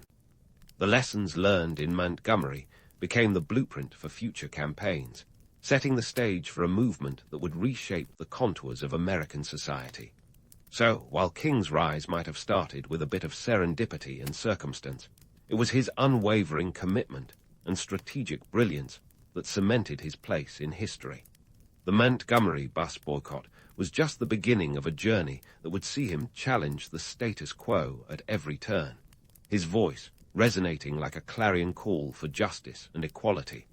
And while the bus boycott was a pivotal chapter, there were many more pages to turn in the unfolding saga of civil rights. Stay tuned, because this story is far from over. As the proverbial dust settled in Montgomery, Martin Luther King Jr. found himself standing at the precipice of something monumental. The Montgomery bus boycott had been a resounding success, but King knew that resting on laurels was about as useful as a screen door on a submarine. The burgeoning civil rights movement needed direction, a clear path forward, and King was just the man to lead it. Enter the Southern Christian Leadership Conference, SCLC, founded in 1957, which was less of a well-oiled machine and more of a rickety bicycle with a missing pedal. But with King's steering, it was destined for greatness. The SCLC was King's brainchild, built on the notion that non-violent protest could be wielded like a scalpel to carve out racial equality. It was a bold strategy that required not just passion, but shrewd planning and tactical brilliance. King had a knack for turning every setback into a media victory, a skill that was as crucial as any sermon he delivered. He understood that in the age of burgeoning television, the court of public opinion was the new battleground. And let's be honest, nothing captures the hearts and minds like a well-documented struggle for justice. King's strategic acumen was on full display during the 1963 Birmingham campaign. This wasn't just any protest. It was a full-frontal assault on the fortress of segregation in one of the most racially divided cities in America. The plan: provoke a reaction so outrageous that it would force the nation to confront its own prejudices. And boy, did it work.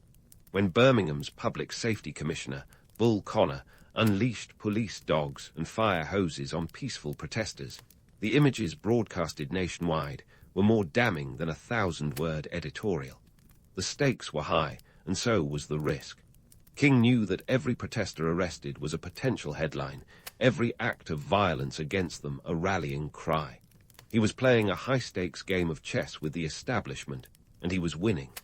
His actions in Birmingham turned public opinion like a tide, leading to the Civil Rights Act of 1964, which was like a legislative sledgehammer to the walls of segregation. But let's not pretend it was all smooth sailing. The movement had its critics, even within its ranks. Here's a myth ripe for busting: the idea that King was universally adored by all civil rights activists. Spoiler alert, he was. While many saw him as the embodiment of justice, others viewed him as too moderate, too willing to compromise. Malcolm X, for one, was no fan of King's non-violent approach, famously likening it to turning the other cheek to the unbearable. The two men represented different ideologies within the struggle, and their disagreements were as fiery as they were public. And then there was the little matter of the FBI. If King's life was a movie, J. Edgar Hoover would be the villain twirling his moustache. The Bureau's surveillance of King was an exercise in paranoia that could rival any Cold War spy thriller. Hoover was convinced that King was a communist sympathizer, a belief that was about as grounded in reality as a unicorn sighting. The FBI's wiretaps, hotel room bugs, and relentless pursuit of dirt on King were less about national security and more about a personal vendetta. To say the FBI's tactics were over the top would be an understatement. They sent King an anonymous letter urging him to commit suicide, a move so despicable it could make Machiavelli blush. But King, ever the master of turning adversity into advantage, used these challenges to galvanize support. If anything, the FBI's antics only cemented his status as a martyr for justice, proving that not even government intimidation could sway his resolve. Despite these internal and external pressures, King's leadership of the SCLC was nothing short of transformative. He had a keen sense of timing, an understanding of when to push and when to pull back. His ability to maintain moral authority while navigating the treacherous waters of politics and public opinion was a testament to his strategic brilliance. King's leadership was not just about grand speeches or dramatic marches. It was about the meticulous planning that went into each step forward. The SCLC's campaigns were as much about economic impact as moral righteousness. King knew that hitting segregationists in their wallets was often more effective than appealing to their better angels. In Birmingham, for instance, the economic boycott of downtown businesses was as strategic as any sit-in or march. It was a reminder that in the battle for civil rights, economic leverage was a potent weapon. As the movement progressed, King's ability to adapt and evolve was crucial. He was not just a preacher in a pulpit, but a tactician in the trenches. The civil rights movement was gaining momentum, but it was also facing new challenges. The rise of black power and the increasing militancy of some activists presented a new dynamic. King's steadfast commitment to non-violence was both his greatest strength and his biggest vulnerability. Yet, through it all, King remained a beacon of hope and a symbol of perseverance. His ability to inspire was matched only by his capacity to endure. Every setback was an opportunity, every challenge a chance to rally the troops. King understood that the road to equality was long and fraught with obstacles, but he also knew that the journey was as important as the destination. Even as the FBI hovered like a dark cloud, King's vision for a just society was unwavering. His leadership of the SCLC was not just about protests and speeches, but about crafting a narrative of hope and resilience. It was a story not just of one man, but of a movement that refused to be silenced. As we delve further into King's life and legacy, it's clear that his impact on civil rights was as profound as it was complex. His story is one of courage and conviction, of a man who dared to dream of a better world, even when the odds were stacked against him. And while this chapter of the saga might be drawing to a close, the tale of Martin Luther King Jr. and the fight for civil rights is far from over. Stay tuned, because the journey continues. As the story of Martin Luther King Jr. unfolds, we find ourselves at one of its most iconic chapters, the March on Washington for Jobs and Freedom.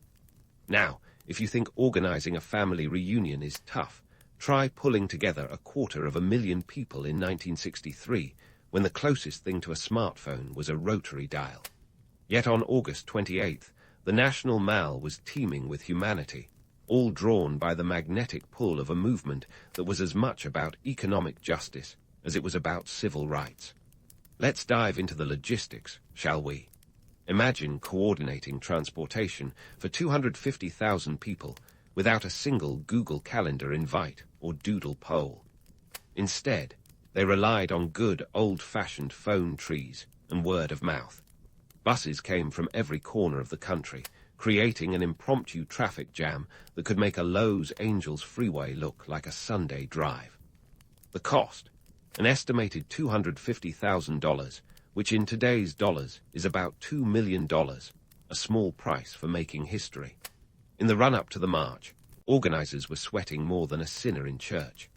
They had to secure permits, coordinate with law enforcement, and ensure that there was enough food and water to keep the crowd from turning into a hangry mob. And let's not forget the ever-present threat of violence. The National Guard was on standby, and the DC police were out in force, ready to intervene at the first sign of trouble. Yet, despite the tensions, the day unfolded with a peacefulness that astonished even the most cynical observers. Now, onto the speech that turned Martin Luther King Jr. into a household name. Spoiler alert. The I Have a Dream speech was partly improvised. That's right.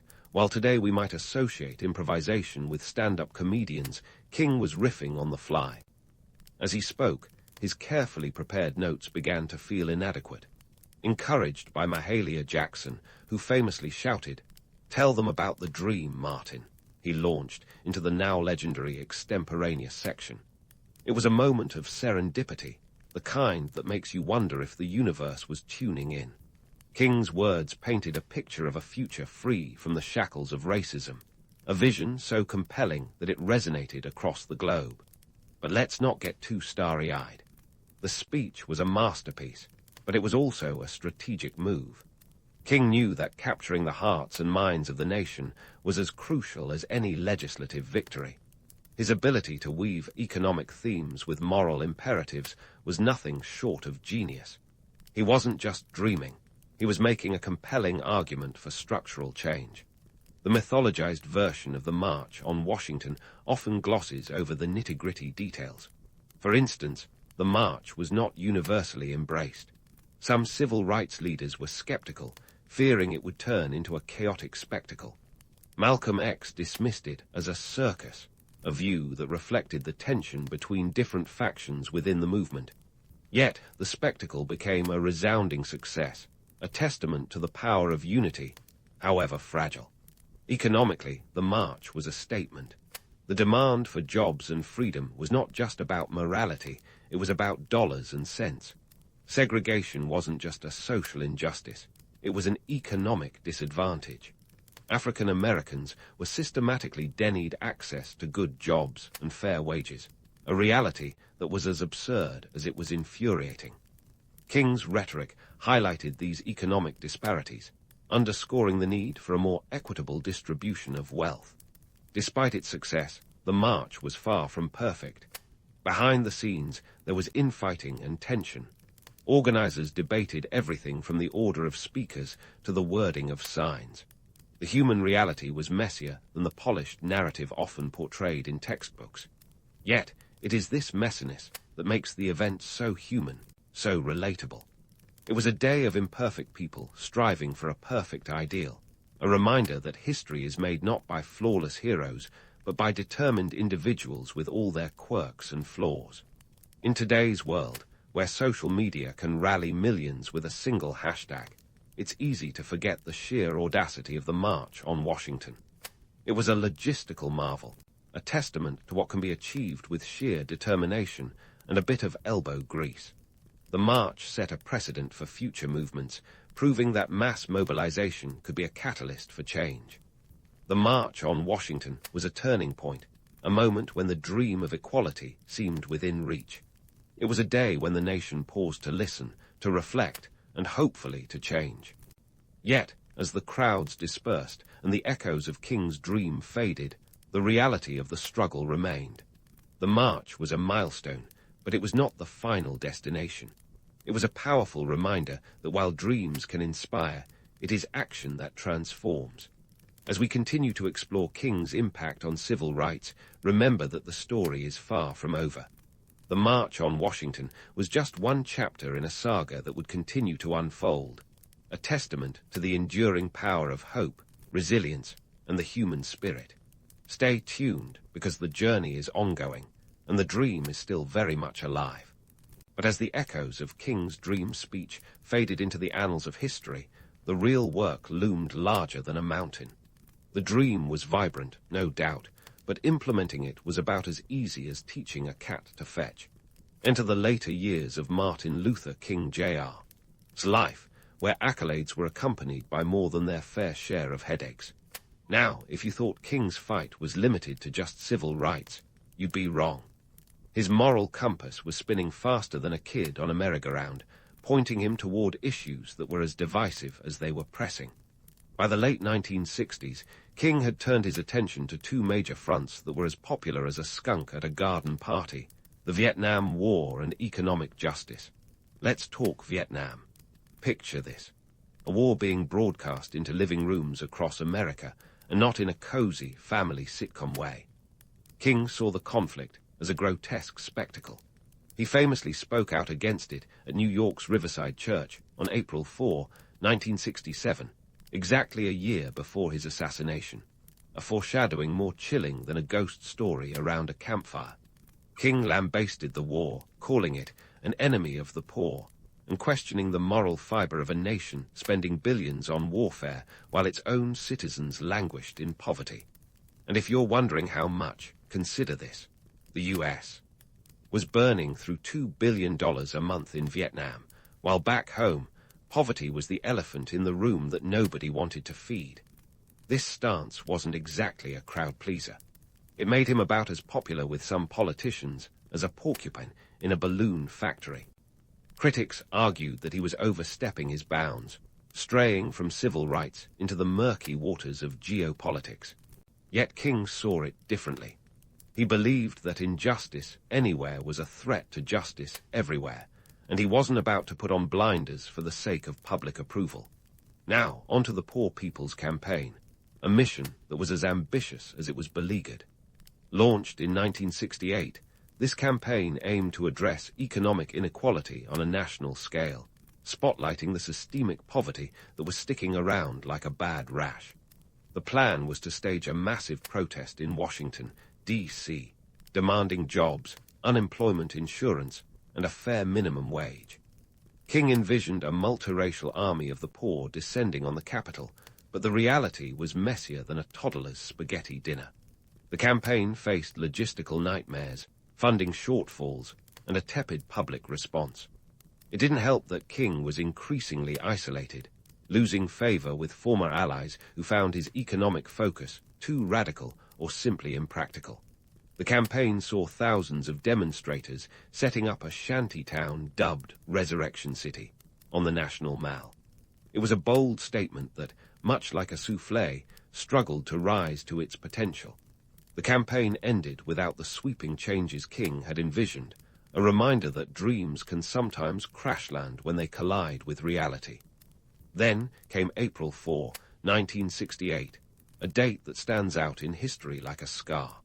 While in Memphis supporting striking sanitation workers, who were earning a paltry $1, $70 an hour, less than the cost of a Big Mac today, King was assassinated.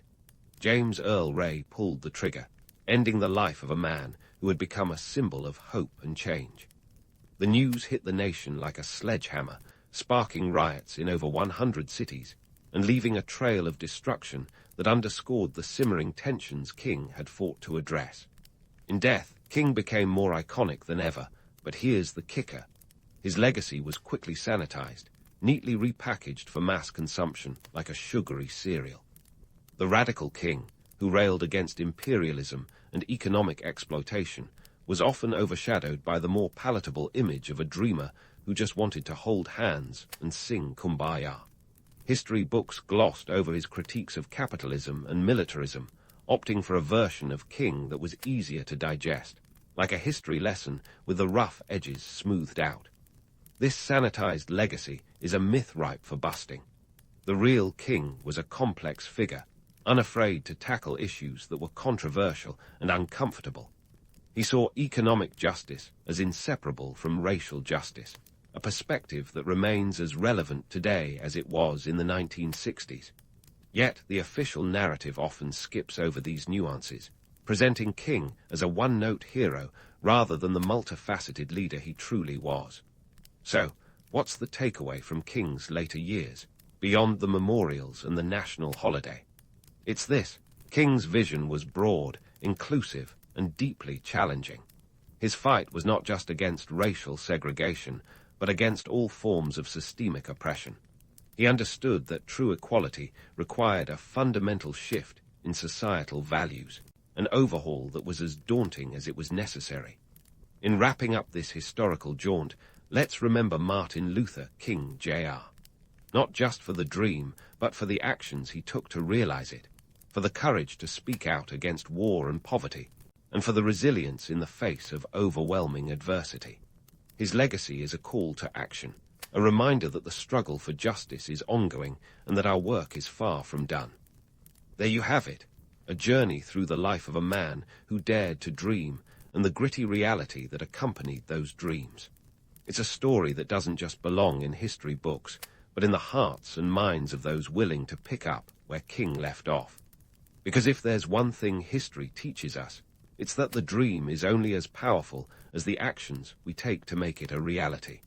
So let's roll up our sleeves and get to work.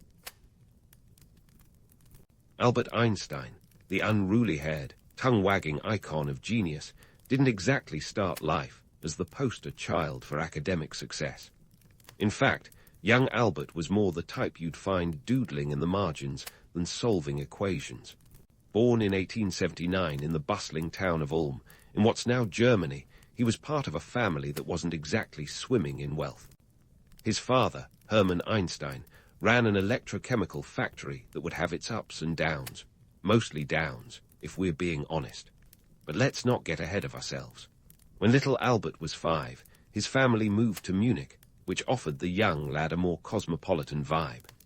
Now, you might expect a future Nobel laureate to have been a child prodigy, effortlessly reciting the periodic table before breakfast. But surprise, surprise, that wasn't the case. Einstein began speaking later than most kids, earning him the affectionate nickname, the dopey one, from family members. And when he did start talking, it was with a peculiar, deliberate cadence, something his younger sister Marja would later describe with the kind of fond exasperation only siblings can muster. Now let's address the elephant in the room, the persistent myth that Einstein failed math. It's a tale as old as time, or at least as old as poorly fact-checked internet memes. The truth is, Einstein didn't flunk math. He actually excelled at it. By the age of 12, he was mastering calculus like a seasoned pro. However, he did have a problem with authority and rote learning, which didn't exactly endear him to his teachers. One of them even told him, "You will never amount to anything." Ouch. That's got to sting harder than a Swiss winter. Einstein's real struggle was with the rigid educational system of the time, which emphasized memorization over creativity. You can imagine how well that went over with a kid who preferred dreaming up thought experiments about light beams to reciting Latin declensions. The German education system, with its strict discipline and militaristic overtones, wasn't the best fit for a free spirit like Einstein. It's like trying to teach a cat to fetch. Sure, it might work, but don't hold your breath. In 1894, his family moved again, this time to Italy, leaving Einstein behind in Munich to finish his schooling. But our young protagonist, perhaps channeling his inner rebel, dropped out of school.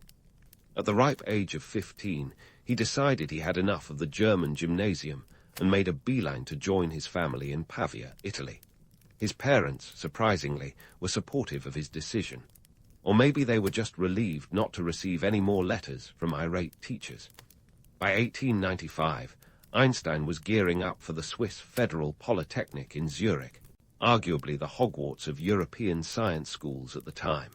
But first he had to pass their entrance exam. Spoiler alert, he didn't. Well, not entirely.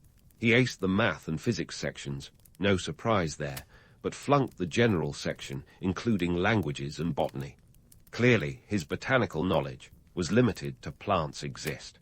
Fortunately, the Polytechnic saw potential in young Einstein and suggested he finish his secondary education in Switzerland. So off he went to the Canton School in Aarau, which had a less oppressive approach to education. It was here, in the land of cheese and neutrality, that Einstein found an environment conducive to his peculiar brand of genius. The school encouraged independent thinking and allowed students to pursue their interests, a philosophy that seemed tailor-made for a thinker like Einstein. During his time in Aarau, Einstein lived with the Winteler family. Paulina Winteler, the matriarch, would later become a sort of second mother to him. He even developed a crush on Marie Winteler, one of the daughters, because nothing screams teen rebellion like falling for your landlady's daughter. In 1896, Einstein graduated and finally entered the Polytechnic, ready to embark on the academic journey that would eventually change the face of physics forever. But let's not get too far ahead. At this point, Einstein was still more interested in mucking about with philosophy books and his trusty violin than charting the course of the universe. His passion for the violin was so intense that he once remarked, "If I were not a physicist, I would probably be a musician." It turns out the laws of physics weren't the only things that resonated with him. As Albert settled into life in Zurich, he found himself in a melting pot of intellectual stimulation. The city was a hub for free thinkers, a place where ideas flowed as freely as the Limmat River. Here, Einstein started to bloom, soaking up knowledge like a sponge and forming friendships with fellow students who shared his insatiable curiosity. It was a time of exploration, both academically and personally. Despite his burgeoning intellectual life, Einstein wasn't exactly a model student. He often skipped lectures, preferring to study on his own terms. His professors weren't always impressed with this maverick attitude. Heinrich Weber, one of his physics professors, reportedly told him, "You are a very clever boy, Einstein, an exceptionally clever boy. But you have one great fault. You do not let yourself be told anything." In fairness, Einstein wasn't the only one who found Weber's lectures tedious. Einstein's time at the Polytechnic wasn't just about escaping dull lectures, though.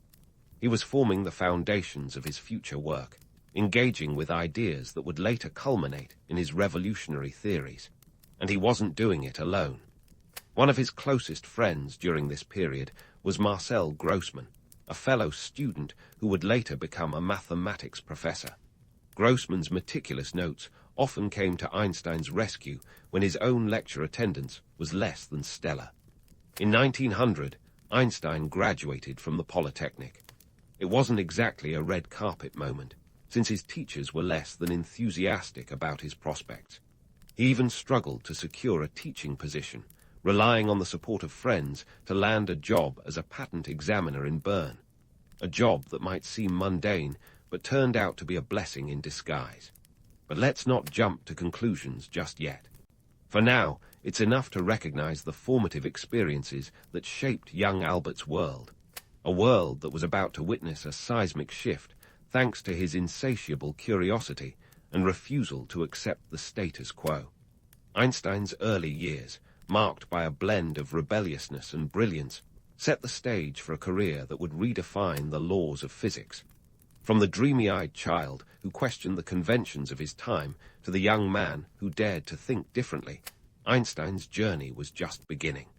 And while the myths about his academic failures might be more entertaining, the reality is far more intriguing. It's a testament to the power of curiosity, of asking, what if, in a world that often demands, just because? And that, dear friends, is where the magic of Einstein truly lies. And so, in 1902, we find our hero Albert Einstein relocating to Bern, Switzerland. A picturesque city that looks like it should be selling postcards rather than housing burgeoning geniuses. But let's not get distracted by the Alps.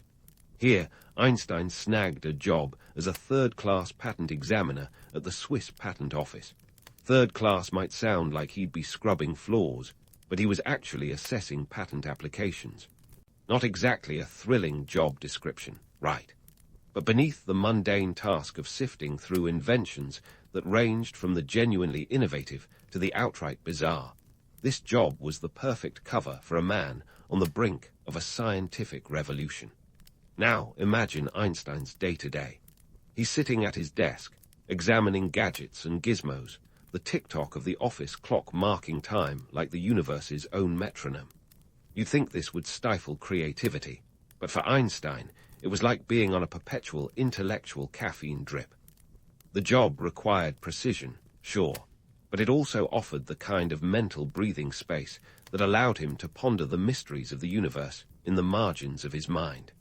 And boy, did he make those margins work overtime. At the office, Einstein had colleagues like Michel Besso, a fellow intellectual who would happily dive into deep discussions about physics during coffee breaks. These chats weren't just idle talk, they were the crucible for Einstein's theories. As part of this environment, Einstein was exposed to a wide array of ideas and innovations, all of which fed his insatiable curiosity. It's like he had a backstage pass to the theater of human invention. But Einstein's time in Bern wasn't all desk-bound daydreaming. Picture him, after hours, in his modest apartment, scribbling equations with a fervor matched only by a caffeine-fueled college student during finals week. This was a man on a mission, folks. By 1905, he turned his little apartment into a think tank, cranking out papers that would tilt the entire field of physics on its axis. And he did this without the internet, mind you. Just a man, some paper, and a brain that could bend space-time. Now let's dive into the miracle year, 1905. Label it his annus mirabilis, or, for the uninitiated, the year Einstein became the rock star of theoretical physics. He published not one, not two, but 4 groundbreaking papers in the Annalen der Physik, a physics journal that was the go-to for anyone who was anyone in the physics community. First up, he tackled the photoelectric effect, a phenomenon that had been vexing scientists like a particularly stubborn crossword puzzle. In this paper, Einstein proposed that light could be described as discrete packets of energy, later called photons, which was a revolutionary idea that eventually snagged him a Nobel Prize in 1921. Take that, doubters. Next on the docket was Brownian motion, a concept that explained the erratic movement of pollen particles in water, which Einstein demonstrated could be used to provide empirical evidence for the existence of atoms. This was the scientific equivalent of finding Bigfoot, people. It was another nail in the coffin for those who viewed atoms as mere theoretical constructs. The paper was dense enough to give you a brain cramp, but its implications were monumental. Then there was his special theory of relativity.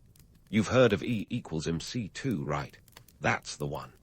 Einstein's theory redefined how we understood space and time, claiming they were intertwined in a single continuum. Suddenly, the universe wasn't a fixed stage where events played out. It was a dynamic dance floor where space and time could warp and weave. While this might sound like science fiction, it was pure, unadulterated science fact. The theory was a game-changer, challenging centuries of Newtonian dominance, like a young upstart taking on a reigning champion. The final paper of that year introduced the equivalence of mass and energy, encapsulated in that famous equation E equals mc2. This statement was so elegantly simple, yet so profoundly complex, that it shook the foundations of physics. It suggested that mass could be converted into energy and vice versa, a concept that would eventually underpin the development of nuclear power, and less pleasantly, nuclear weapons.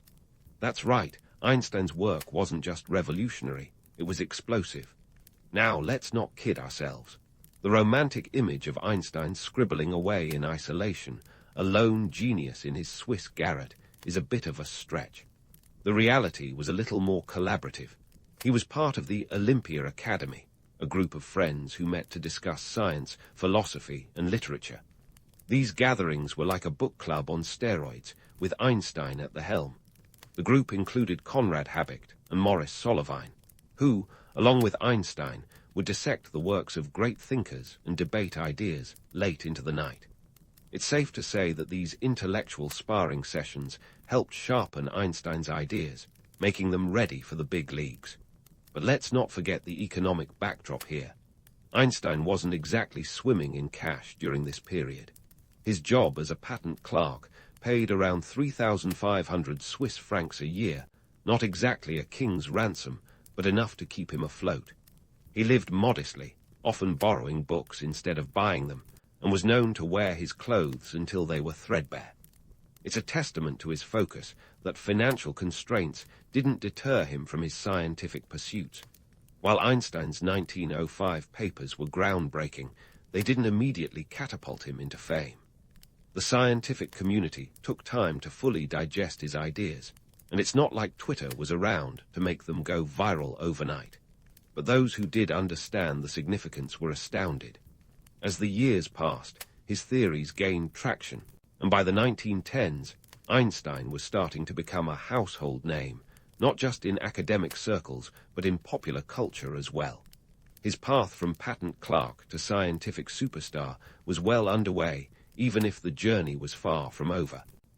Einstein's time in Bern was a pivotal chapter in his life, a period when the mundane intersected with the magnificent, leading to discoveries that would alter the course of history. It's a reminder that sometimes the most revolutionary ideas spring from the most unassuming places. So, the next time you're stuck in a monotonous job or caught in a routine, remember Einstein in Bern, working away at his desk, changing the world one equation at a time. The lesson here: never underestimate the power of a well-timed daydream. As we move forward, let's keep in mind the man behind the myth, a genius who dared to think differently, even when the world wasn't quite ready for it. As we pivot from Einstein's Swiss adventures, let's hurtle forward to 1919, a year that would catapult him from the relative obscurity of academic circles into the stratosphere of global celebrity. Now, if you're thinking Einstein just woke up one day to paparazzi and flashbulbs, think again. The catalyst for his meteoric rise was none other than a cosmic magic trick, a solar eclipse that, quite literally, cast his general theory of relativity in a whole new light. You see, in 1915, Einstein had published his general theory of relativity, a dense tome that reimagined gravity not as a force, but as a curvature of space-time caused by mass. It was the kind of mind-bending concept that made even the sharpest physicists reach for an aspirin. But it wasn't enough to just write about it. The theory needed proof. Enter Sir Arthur Eddington, an English astronomer with a heart full of curiosity and a passport ready for adventure. Eddington saw the 1919 solar eclipse as the perfect opportunity to test Einstein's theory, specifically its prediction that light would bend around a massive object like the sun.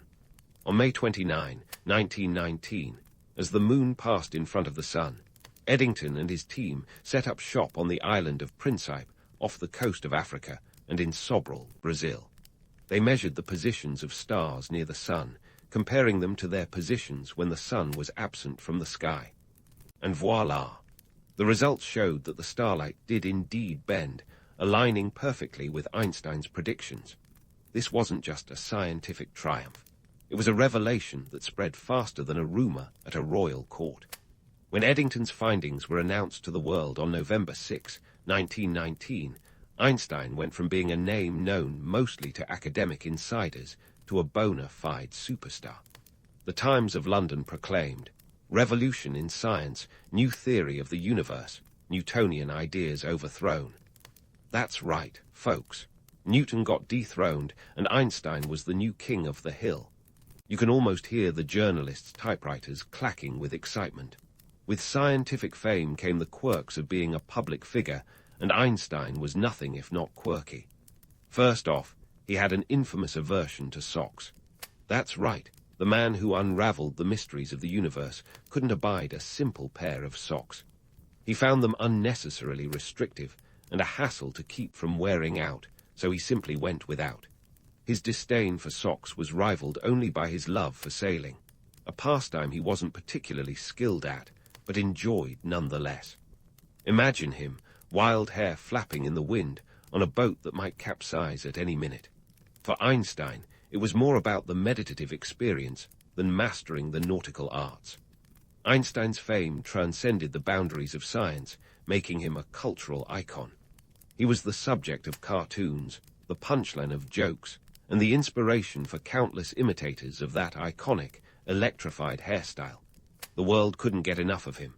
And while he might have been the darling of the media, it's worth noting that his theories also stirred the pot among his contemporaries. Some physicists were skeptical, others were downright hostile. Relativity wasn't just challenging Newton. It was challenging a whole worldview, and not everyone was thrilled about having their apple cart overturned. But let's not pretend Einstein's rise to fame was all sunshine and scientific accolades. The aftermath of World War I had left Europe, and Einstein's native Germany in economic and political turmoil. Inflation was so rampant that German marks were more useful as wallpaper than currency. In this turbulent environment, Einstein's Jewish heritage and progressive politics made him a target for anti-Semitic attacks, both verbal and physical. It's a harsh reminder that fame can be a double-edged sword, attracting both admirers and detractors in equal measure. Despite the tumult, Einstein used his newfound influence to speak out on issues close to his heart. He became an ardent advocate for pacifism, a stance that was about as popular as a lead balloon in post-war Europe. He also championed the cause of Zionism, although his vision was more about creating a cultural and intellectual center for Jews than establishing a political state. His involvement in these causes only fueled the fire for his critics, but Einstein wasn't one to back down from a challenge, scientific or otherwise. Amidst the whirlwind of public life, Einstein's personal life was far from tranquil. His marriage to Malva Marek, a fellow physicist, had ended in divorce in 1919, the same year he rose to fame. They had two sons, Hans Albert and Eduard, and while Einstein was devoted to them, his relationship with Marek had been fraught with tension. It's a sobering thought that even geniuses grapple with the same personal struggles as the rest of us. By the 1920s, Einstein's fame had solidified, and he became a globetrotter, giving lectures around the world. He visited the United States, Japan, Palestine, and other countries, drawing crowds that rivaled rock concerts. His lectures were sellout affairs, and his presence was enough to make headlines. But for Einstein, these tours were more than just about spreading scientific knowledge. They were opportunities to engage with different cultures and ideas. Einstein's celebrity status also came with its share of misconceptions and myths, the kind that persist to this day. One popular myth is that he was a terrible student who barely scraped through school. As we've already busted, that one's about as accurate as a broken clock. Another is that he single-handedly developed the theory of relativity in a flash of inspiration. In reality, his work was built on the foundations laid by predecessors like Hendrik Lorentz and Henri Poincaré, and it required years of painstaking effort and calculation. Yet, even with these clarifications, the allure of the Einstein mythos remains strong. There's something undeniably appealing about the image of the eccentric genius who changed the world with little more than a thought experiment and a chalkboard. It's the kind of narrative that resonates with our love for underdog stories and the triumph of intellect over convention. As we draw this chapter to a close, let's remember that while Einstein's general theory of relativity was a monumental achievement, it was just one facet of his extraordinary life. His journey from the patent office to the pinnacle of scientific fame is a testament to the power of curiosity, perseverance, and a willingness to challenge the status quo. So, as we set sail into the next chapter of Einstein's life, let's keep our eyes peeled for the man behind the myth, the dreamer, the thinker, the eternal questioner who dared to ask, what if, in a world that often demanded, why bother? As we sail further into Einstein's life, our compass points us to the 1930s, a tumultuous decade that saw the world teetering on the brink of another catastrophic war. And smack dab in the middle of this geopolitical maelstrom, our favorite physicist, Albert Einstein, a man whose mind was as restless as the times he lived in. By 1933, Einstein found himself in a precarious position in Germany. The Nazis, with their toxic ideology and terrifying efficiency, were rising to power, and Einstein, with his Jewish heritage and progressive views, was staring down the barrel of their oppressive regime. It was clear to him. It was time to go. Cue the dramatic exit. Einstein wisely decided to pack his bags and head across the Atlantic to the United States, a land of freedom, opportunity, and most importantly, a place where he could safely continue his work without the shadow of fascism looming over him. On October 17, 1933, he arrived in New York aboard the SS Rotterdam, greeted by a media frenzy that would make today's paparazzi blush. Einstein wasn't just fleeing persecution. He was stepping into a new chapter of his life, one that would see him become not just a scientific icon, but also a political voice. Settling in Princeton, New Jersey, Einstein took up a position at the Institute for Advanced Study, a sort of intellectual haven where thinking big thoughts was not only encouraged, but expected. Imagine a place where theorists could let their brains run wild without the pesky distraction of teaching undergrads or grading papers. It was here that Einstein, now in his mid-50s, continued his quest for a unified field theory, a grand scheme to unite the forces of nature under a single, elegant framework. It's like trying to solve a Rubik's Cube while blindfolded, but if anyone could pull it off, it was Einstein. Yet, even as he dove into the complexities of the universe, the political realities of the 1930s and 1940s kept tugging at his lab coat, demanding his attention. The threat posed by Nazi Germany was not something Einstein could ignore, particularly given the regime's interest in nuclear research. In 1938, German physicists Otto Hahn and Fritz Strassmann discovered nuclear fission, splitting an atom's nucleus to release energy. This wasn't just a scientific breakthrough, it was Pandora's box with a radioactive core. The implications were clear. Whoever mastered this power could wield a weapon of unimaginable destruction. Einstein, along with fellow physicist Leo Szilard, quickly grasped the potential dangers. In a twist of fate, the man who had fundamentally altered our understanding of energy was now faced with the possibility of it being used for mass destruction. In 1939, Szilard drafted a letter to President Franklin D. Roosevelt, warning him of the German threat and urging the United States to accelerate its own nuclear research. Einstein, whose name carried the weight of credibility, signed it. The letter was hand-delivered by Alexander Sachs, an economist with a knack for getting presidential appointments. The letter had the desired effect. It spurred the U.S. government into action, eventually leading to the establishment of the Manhattan Project, a secret endeavor that would culminate in the creation of the atomic bomb. Now, here's where the history takes a darker turn. Einstein, despite his pivotal role in alerting Roosevelt, wasn't actually involved in the Manhattan Project. In fact, he was kept at arm's length due to security concerns. The irony is palpable. The man whose theories laid the groundwork for nuclear physics was deemed a security risk. That's the equivalent of banning Shakespeare from a playwriting contest on suspicion of plagiarism. Einstein's exclusion from the project didn't mean he was oblivious to its progress or significance. The development of nuclear weapons was one of the great moral dilemmas of his time, and Einstein was acutely aware of the Pandora's box he'd helped open. When the bombs were finally dropped on Hiroshima and Nagasaki in 1945, causing unprecedented devastation, Einstein was filled with regret. He famously lamented, "I made one great mistake in my life, when I signed the letter to President Roosevelt recommending that atom bombs be made." It's a sobering reminder that even the brightest minds can find themselves caught in the web of unintended consequences. In the years following World War II, Einstein became an outspoken advocate for nuclear disarmament, using his platform to warn the world of the dangers of atomic warfare. He wasn't just a lone voice crying out in the wilderness. He was part of a growing movement of scientists and intellectuals who understood that the genie couldn't be put back in the bottle, but perhaps it could be controlled.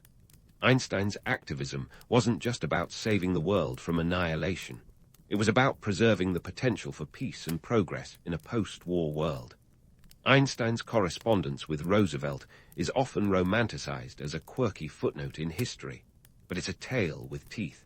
It illustrates the delicate dance between science and politics, a tango that continues to this day. The myth of the lone genius is seductive, but the reality is that scientific progress is often intertwined with political power, for better or for worse. Einstein's story reminds us that even the most brilliant minds can't predict every outcome, nor control the forces their ideas unleash. In the twilight of his life, Einstein remained a figure of immense influence and curiosity, his scientific achievements matched only by his moral convictions. Despite the weight of his regrets, he never stopped questioning, never stopped pushing for a world where knowledge served humanity, not destroyed it. As we edge closer to the conclusion of his remarkable story, it's clear that Albert Einstein was more than just the father of relativity.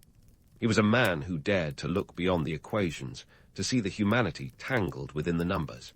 As always, he was asking, what if, in a world too often content with, that's just the way it is? Stay tuned, because Einstein's journey isn't quite over yet. Einstein's journey isn't quite over yet. In fact, it's just beginning to ripple across the cosmos in ways he might never have imagined. Fast forward to today, and let's talk about how Einstein's brainchild, the theory of relativity, isn't just lounging in physics textbooks. It's out there, actively making your life better. Take GPS systems, for example. Yep, those nifty little gadgets that guide you through rush hour traffic or help you find the nearest taco joint are powered by relativity. You see, GPS satellites orbit Earth at high speeds and at altitudes where the gravitational pull is weaker. Einstein's theory predicts that time would tick differently for these satellites compared to us ground dwellers. If scientists ignored those relativistic effects, the system would be off by about 10 kilometers a day. That's like trying to find your way around New York City with a map of Lowe's Angels. But hold on, that's just a warm-up act. Einstein's legacy stretches all the way to the enigmatic black holes, those cosmic vacuum cleaners that even light can't escape. Before Einstein, Black holes were just a wild theoretical concept scribbled in the margins of astrophysics. Enter the 1960s, and physicists like Roger Penrose and Stephen Hawking took Einstein's equations and ran with them, straight into the heart of a black hole. Their work showed that these celestial enigmas weren't just figments of a fevered imagination, but real, lurking in the shadows of our universe. And when LIGO, the Laser Interferometer Gravitational Wave Observatory, detected gravitational waves in 2015, ripples in spacetime caused by colliding black holes, it was like getting a cosmic nod from Einstein himself. These waves traveled over 1 billion light-years to reach us, a testament to the staying power of Einstein's ideas. Now, let's tackle the myth of Einstein as the lonely genius, scribbling away in isolation while the world passed by. It's a romantic image, sure, but about as accurate as a tabloid headline. Einstein's life was enriched by a network of friendships and collaborations. Take his relationship with Michel Besso, his lifelong friend and confidant, who was there to bounce off ideas and share in the eureka moments. Or consider his friendship with mathematician Marcel Grossmann, who helped Einstein navigate the tricky landscape of tensors in general relativity. Einstein himself admitted, "I can assure you that I am far from being a loner." He was a social creature, someone who thrived on the exchange of ideas and the camaraderie of fellow thinkers. Even in his later years, Einstein was surrounded by a vibrant community at Princeton. He frequently engaged with younger physicists, offering insights and occasionally a gentle chiding when their ideas veered too far from empirical evidence. His Princeton home became a hub of intellectual activity, where discussions ranged from quantum mechanics to the philosophies of Spinoza. And let's not forget his penchant for music. Those evenings spent playing the violin with friends were as much a part of his legacy as his theories. Einstein's impact extends beyond the lab and the lecture hall. He became a symbol of scientific inquiry, a figure whose very name is synonymous with genius. His face, with its unruly hair and mischievous grin, is arguably the most recognizable in science. But with fame came responsibility, and Einstein didn't shy away from using his platform to address social issues. He was a vocal advocate for civil rights, supporting the NAACP and corresponding with W.E.B. Du Bois. In a letter to Du Bois, Einstein wrote, "There is a somber point in the social outlook of Americans. Their sense of equality and human dignity is mainly limited to men of white skins." Einstein's advocacy wasn't just lip service. He was walking the walk in an era when such views were far from mainstream. Einstein also had a complicated relationship with Zionism. While he supported the establishment of a Jewish cultural center in Palestine, he was wary of the nationalist overtones and political ramifications.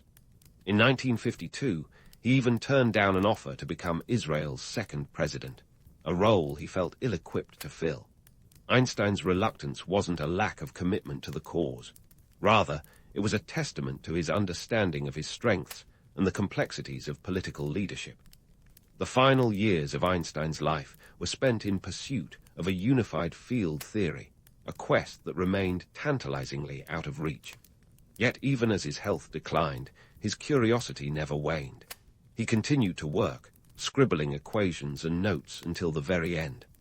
On April 18, 1955, Einstein passed away in Princeton Hospital, leaving behind a legacy that would echo through time. In his last moments, he spoke in German, a language the attending nurse did not understand. His final words may be lost to history, but the legacy of his work speaks volumes.